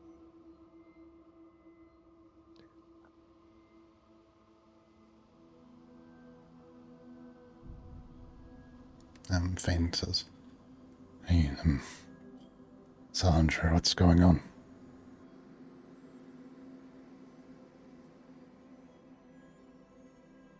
When I was gone, I wasn't completely gone. I just kind of got used to being, and then as soon as I rested my hand on pretty egg girl there, I felt myself being torn away again. The way that I felt. Um, Ishtalon reaches out to grab his forearm or shoulder, just to see if he's still solid. Yeah, you grip on and he's there. Is this paradox? Esmond had mentioned it once before. When he got real sick and threw up. No, I yeah, I don't remember. think. Oh, sorry, go. I was going to say. Yeah, I don't know if we're supposed to be here in the same place at the same time, if that's what he meant.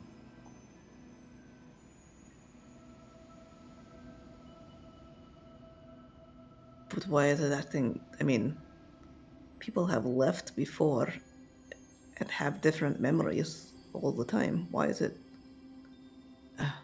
Anyway, is it better? Doesn't matter right now, I guess. Is it better if they leave or if you go to the other side of the camp?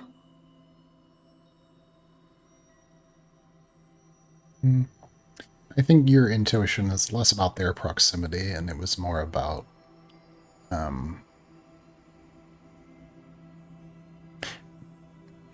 roll.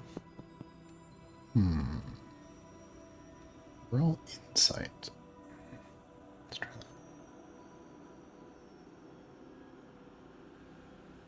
that. Or Salinger roll insight, I should say.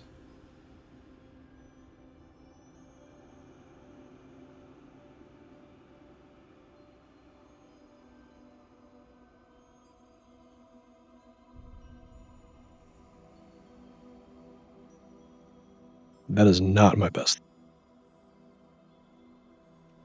That roll did not appear to me. Oh, there it is. Yeah, 14. it was a preface when I saw my very low bonus. Gotcha. Yeah, 14's not terrible though. You're not sure why for sure, but you get the sense that it's not about the proximity of them. It was something about the moment. But you're not sure how.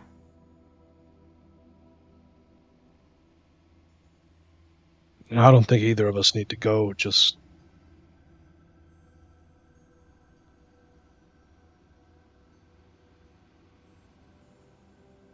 I don't know. That's a confusion feeling, like imbalance, deja vu, dizziness all at once. It might just be me. I've only been material again since Ez pulled me back for not long. I'm probably just getting used to stuff. He kind of ruffles his own hair, or tussles it, I should say. Something all of you remember his dad used to do to him that really bothered him. It's odd seeing him do that himself.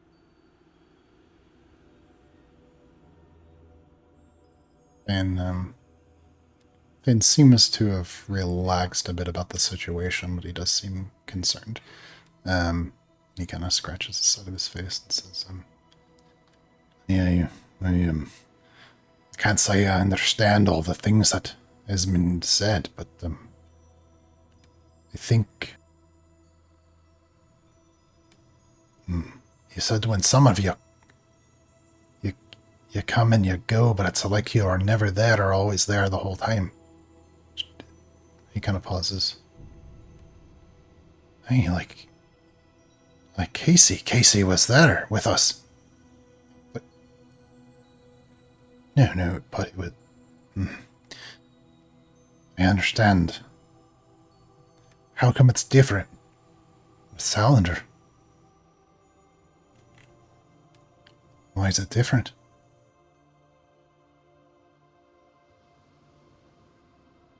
We're not really sure.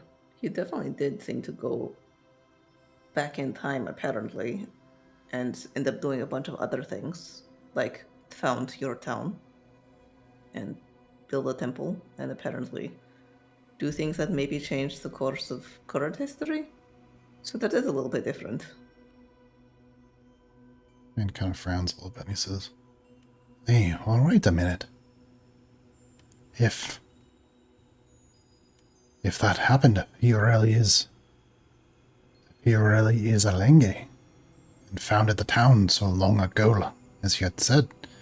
I can't scarce get my head around it, but if it's true, how could I be here and then also has been made it never happen?"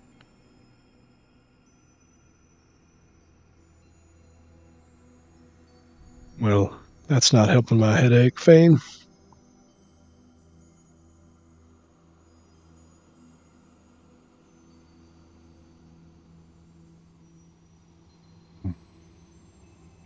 If, wait, where is Esmond? Wait. I see. Do you remember doing any of those things, Salinger? I remember all kinds of things that can't possibly be true. Sure, I remember some of the things about the town, bits and fragments of. It's a jumble. Hmm. Um. No. You don't remember No? any of those things. No. Okay. No. Sorry. Yeah, I misunderstood the thing you said. we have different memories of how the conversation just went. Yeah, definitely. I blipped for a half a second, and you forgot that thing.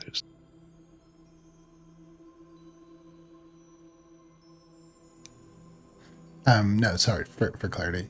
Yeah, just out of curiosity. You don't remember that. You remember the thing with Peach, and then you were in the chamber.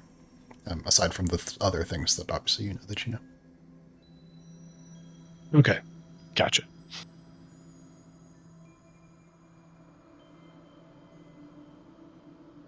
So you never actually, you standing right there, and she points at Salinger, never actually made it back to do all those things that brought about the town of Valenga's Pass. No, definitely not. And somehow that you, standing there, ended up in the crystal thingy that we found in the small stone tower.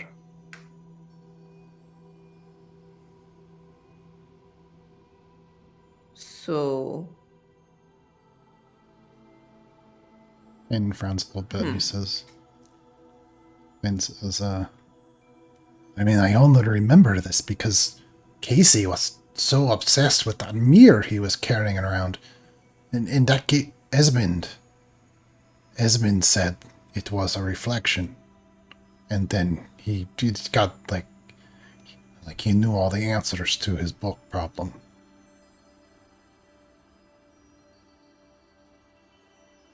does that mean that you are like an echo of what the Salinger that went back that got caught in that crystal matrix thingy? Before an echo or an image captured before you went back and did all those things? Or this Lenge is an echo of me. I don't know. I'm just me. I was gone in between some place, and now I'm back. Right. But clearly someone who had your memory and your names and your name went back and did all these things and still did it. Otherwise we'd not be standing here with a dwarf who would probably not have been born if the town did not exist. There does seem to be evidence of that, yes. Can such a thing be possible? Magic.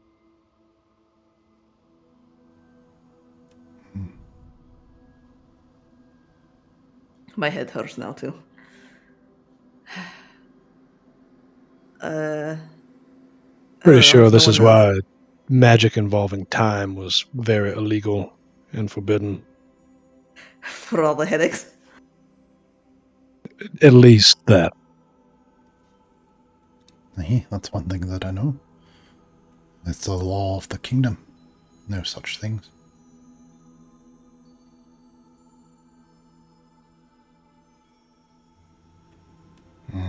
Fane kind of sits down on a rock and puts his chin on his hand. Fane, are there any stories about the founder of the town at all? Oh, Valinge. Hey, but not so specific as to make me think that it was you. Not the description.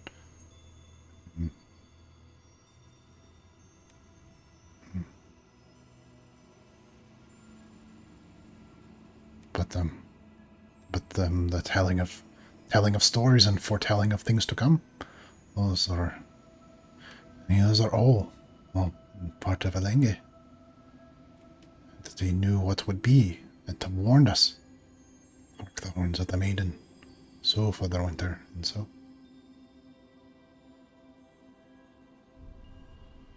That does all sound like exactly what I would do if I was thrown back in time, says, plumping down into the snow. It was from his telling that all the statues were made. And now the stories, the warnings of chickens and puddings.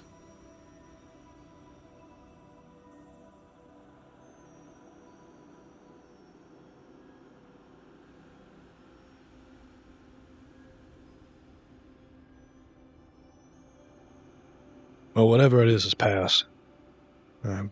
Hopefully I get to keep existing, he says. He straightens himself up.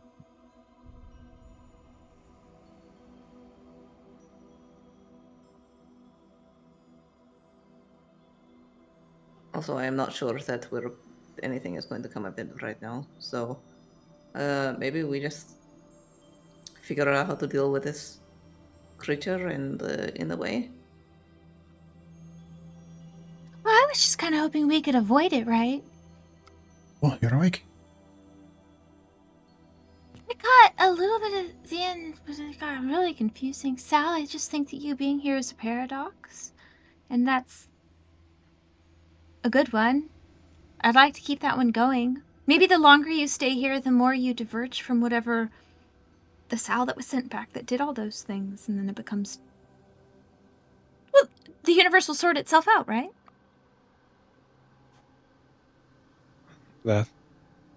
That's worrying in its own way. He looks at the pretty eyed girl on the other. The other Arnakas are with her, right? Or is it just her and Poppy? Yeah, all the Ornakus folk are there, and they've got all of the equipment that you guys gave them. Let's get you fed. Can't have guests without offering a meal. Yeah, and you see Poppy kind of perks up at the idea of food. Yeah, you see Bearhawk, Grimming Mammoth, or his breath, Little Forge, Alfric's Ribs, they all come over after Poppy kind of, or not Poppy, Pretty Eyed Girl kind of glances back, nods at them. Yeah. And it looks as though they're bringing food as well. Like they have like small hunted animals and stuff like that, like hanging on their belts and things like that. And they start like kind of crowding around the fire.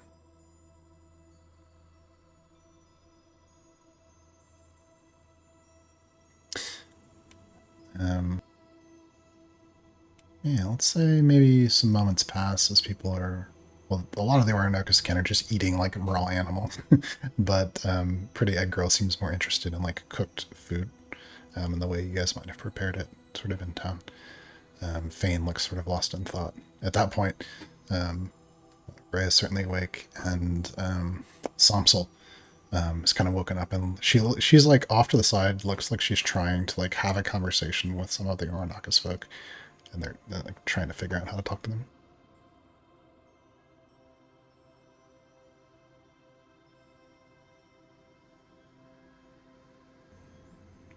I'm trying to remember something.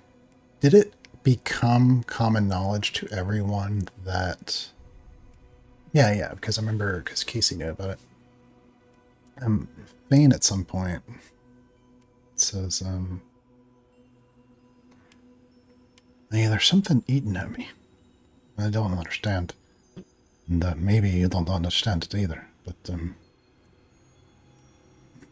there's all kinds of things happening that don't make any sense. It can't possibly be two things that can't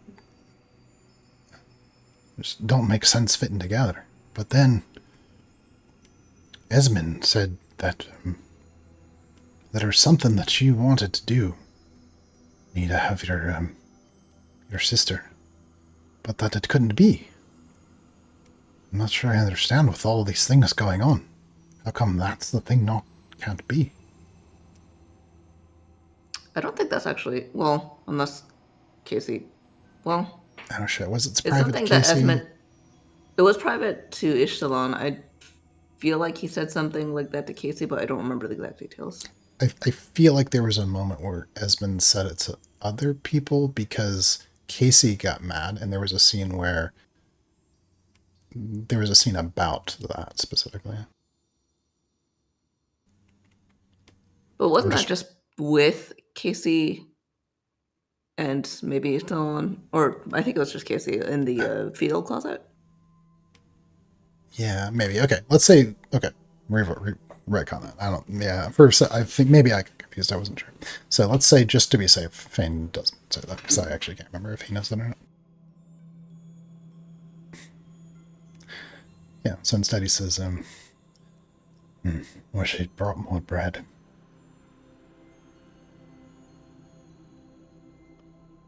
Is it breakfast time already? No. No. No.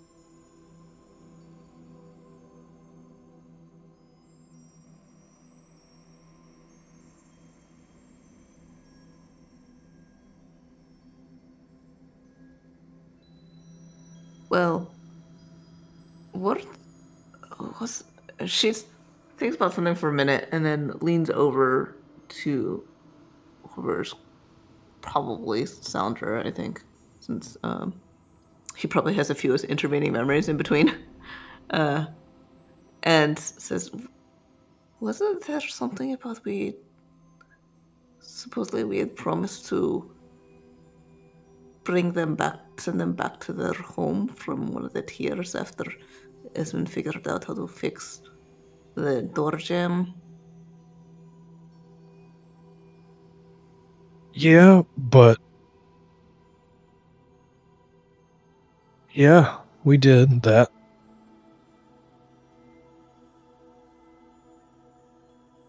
Is that portal still open? I don't remember us closing it. Yeah, we never had a chance to close it. Okay, so we should probably just have them travel with us to Shepherd's End then, right? And I'll send them back to Willingus Pass. Actually, is that where they were going? I really don't remember our last encounter with them very well. Is Pretty Eye Girl in this conversation, or are you guys having this separate from them? No, she's trying to have it separate. Okay. Last I remember, they were traveling with us. We were going to go along to, where were we headed? We were headed to Esmond's tower. And then nothing. At least for me. Y'all kept on.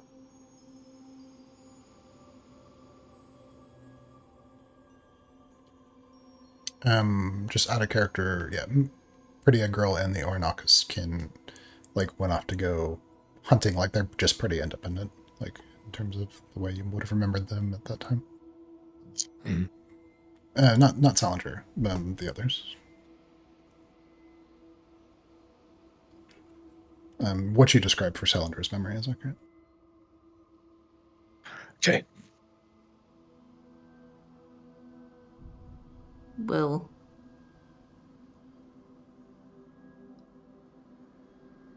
and then I guess she'll just pop her head up and go over to him and say, "Pretty Eye Girl, my memories are a little scrambled too.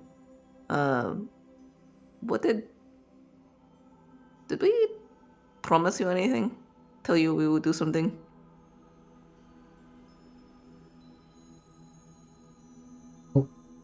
Find home. Open home. Right. Okay. Well, we are heading back that way. What do you think between us and your group? Do you think it's feasible to take down that the big one in the way, or better just to skirt around? Many teeth, no fight. Dangerous. We've fought bigger things before, though. Have we? That thing was. You described it as huge. Yes, but the Leviathan was bigger. Even if apparently you didn't kill it.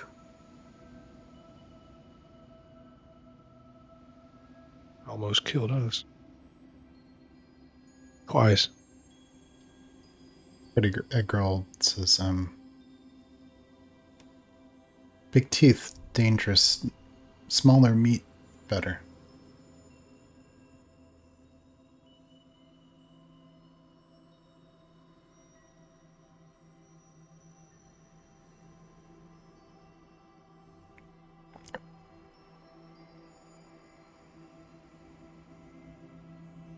Well, then maybe just trying to get around it will be better. And if it follows us to Shepherd's End, then I suppose we have to fight. And if it doesn't, then all the better.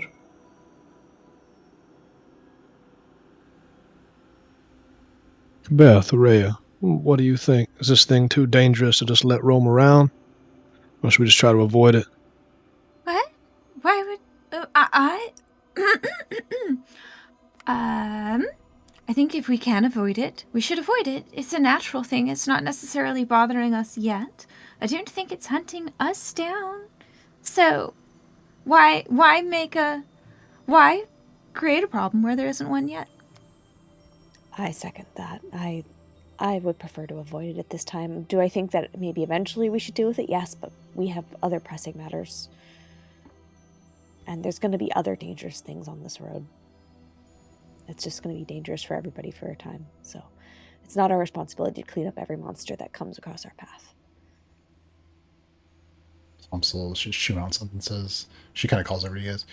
There are some guilds that are entirely all just about just like hunting monsters and keeping the forest safe for travelers and keeping the roads clear.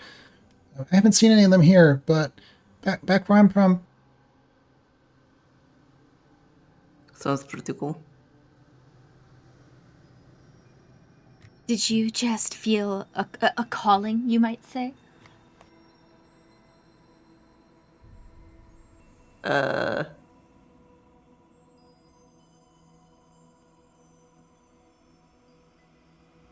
Islan kind of slides her a sidelong look and then doesn't say anything but colors a little bit. Well, just think of how many people you would help doing such a thing. Bane leans a little closer to Raya, kind of points at where Ishtalon is blushing. And she says, I gave this her turn. She deserved it.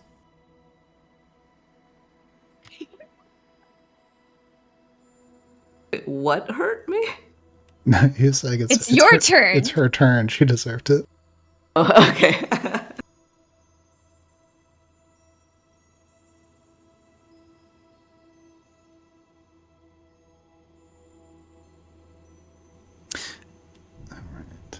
Is there anything in particular that you guys want to do before you pass time and rest?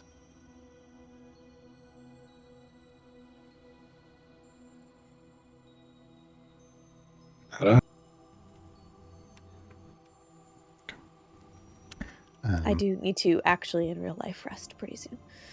Yeah, we're gonna end here in just a second.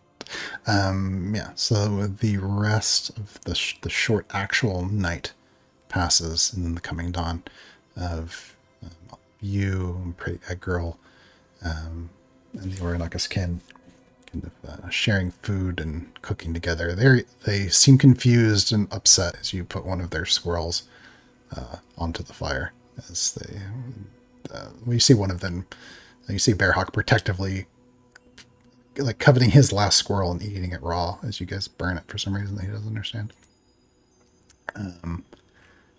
And occasionally you see Poppy. Poppy just keeps giving glances at Salinger, seeming very interested, but also keeping her distance. Yeah, before too long, you've completely rested. Next day has come. And, yeah, before you're breaking camp, you see some of the Ornakus folk kind of heading off into the periphery, sort of your surroundings. They don't seem interested in staying incredibly close, but Pretty Girl is certainly with you. And you catch glimpses of them here and there. In the morning, Fane is gathering up his equipment. You see Somsel kind of lounging and stretching and yawning, unbothered by the cold. Fane says, all right, that we still got the ways to go to reach Shepherd's End from where you described it.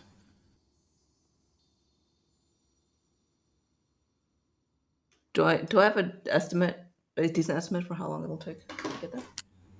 If you keep a good pace, you probably got probably 5 more days. Well, with the snow, that's going to slow you down. So I'm going to say 7 days.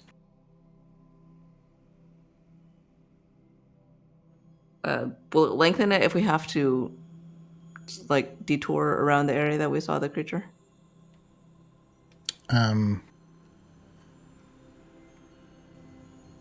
That's including that. You could save time by going that way, but that estimate is for skirting that. Okay.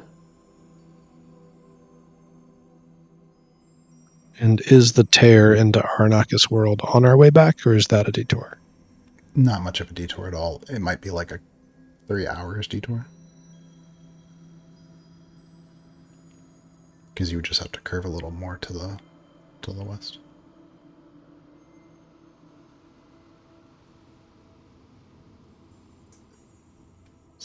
Yeah, but before too long, you guys again are not on the road, but you are going that way across wild land, untamed, with this sled cart.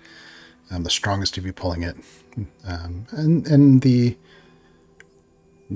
Ornakus can seem a little confused by the task because the idea of hauling freight is not something they understand with. But when you kind of get them into the idea, they actually seem to have fun pushing the cart, so they kind of help sometimes.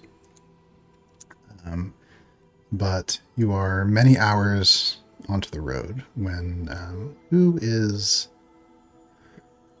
at the frontmost?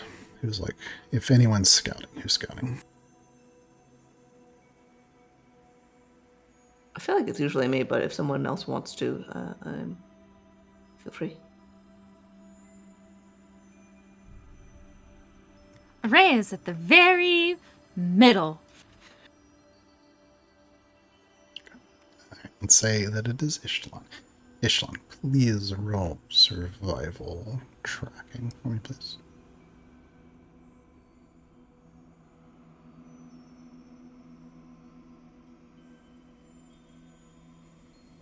Oh, Natural 20. Natural 20.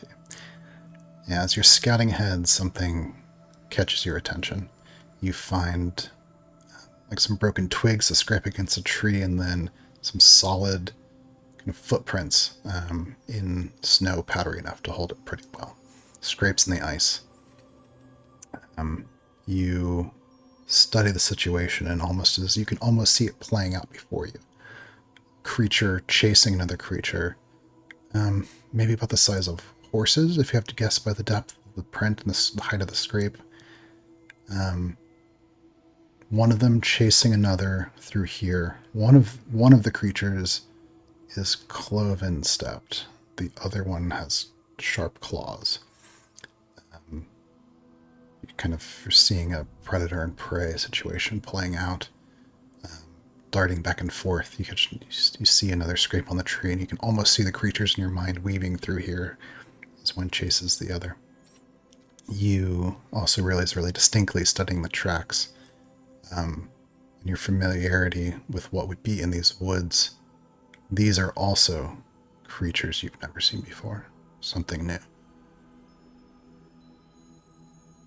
Are these bipedal or quadruped tracks? Quadruped tracks, but different from the big monster that you saw. Do you think? How far is she with the rest of the train? Just a little bit ahead, or is she like on her own? You can probably glance back and see them a little far back behind you, but you're scouting enough to where there's a purpose to scouting. Right. How old do these tracks look? With a natural 20, mid yesterday. And they're kind of going back in the direction that we're coming from, heading to No, they're perpendicular. like perpendicular to you. You're just noticing them. They're not. It's not. Does not seem like an immediate danger. She makes a note of it. When the next time she goes back to check in with them, she will mention it and points it out. When they actually, I guess she'll wait there for them and points it out to them and says, "Do you think maybe seems like there's some more creatures in the neighborhood than when we last left it? Do you think another tear may have opened up?" That would seem to make sense.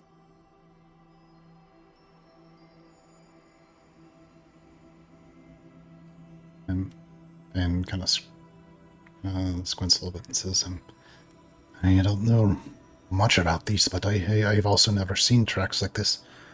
Something new again. I think so, yes.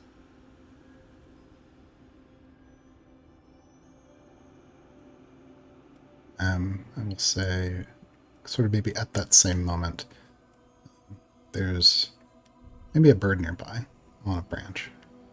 And Quebec and all the the sketchbooks and everything of local birds and the bird watching books that you'd read in your time. This bird doesn't look familiar. Beth looks at everyone, just like, did you see that? She will lean close to the friend who's closest to her, who wants to be nearby. Maybe Araya. I think Araya said, right? Sorry, that might have been too high pitched. Me. Yeah, I did not pick up at all. Kabeth is pushing the wagon, and maybe Araya is like standing next to it or sitting in it, and she's like, the sooner we can close all these rifts, the better. This is too much new for me. Well, yes, we need to close the rifts. But I do think that solving the total problem would solve all the rifts, right? Yeah. Yeah. But as you study the new bird and look at the new tracks, you realize they're with the monster that you saw the day before. You feel certain now they're all a variety of strange new creatures that have come to the forests south of Shepherd's End. Things you've never seen before, things that may be dangerous. And that's where we'll end for tonight. Yay, dangerous things! So good. Yeah. Time for another side quest to track down this terror and close it. New horrors. Terror. New friends. Oh, yeah. If not friend, why friend-shaped?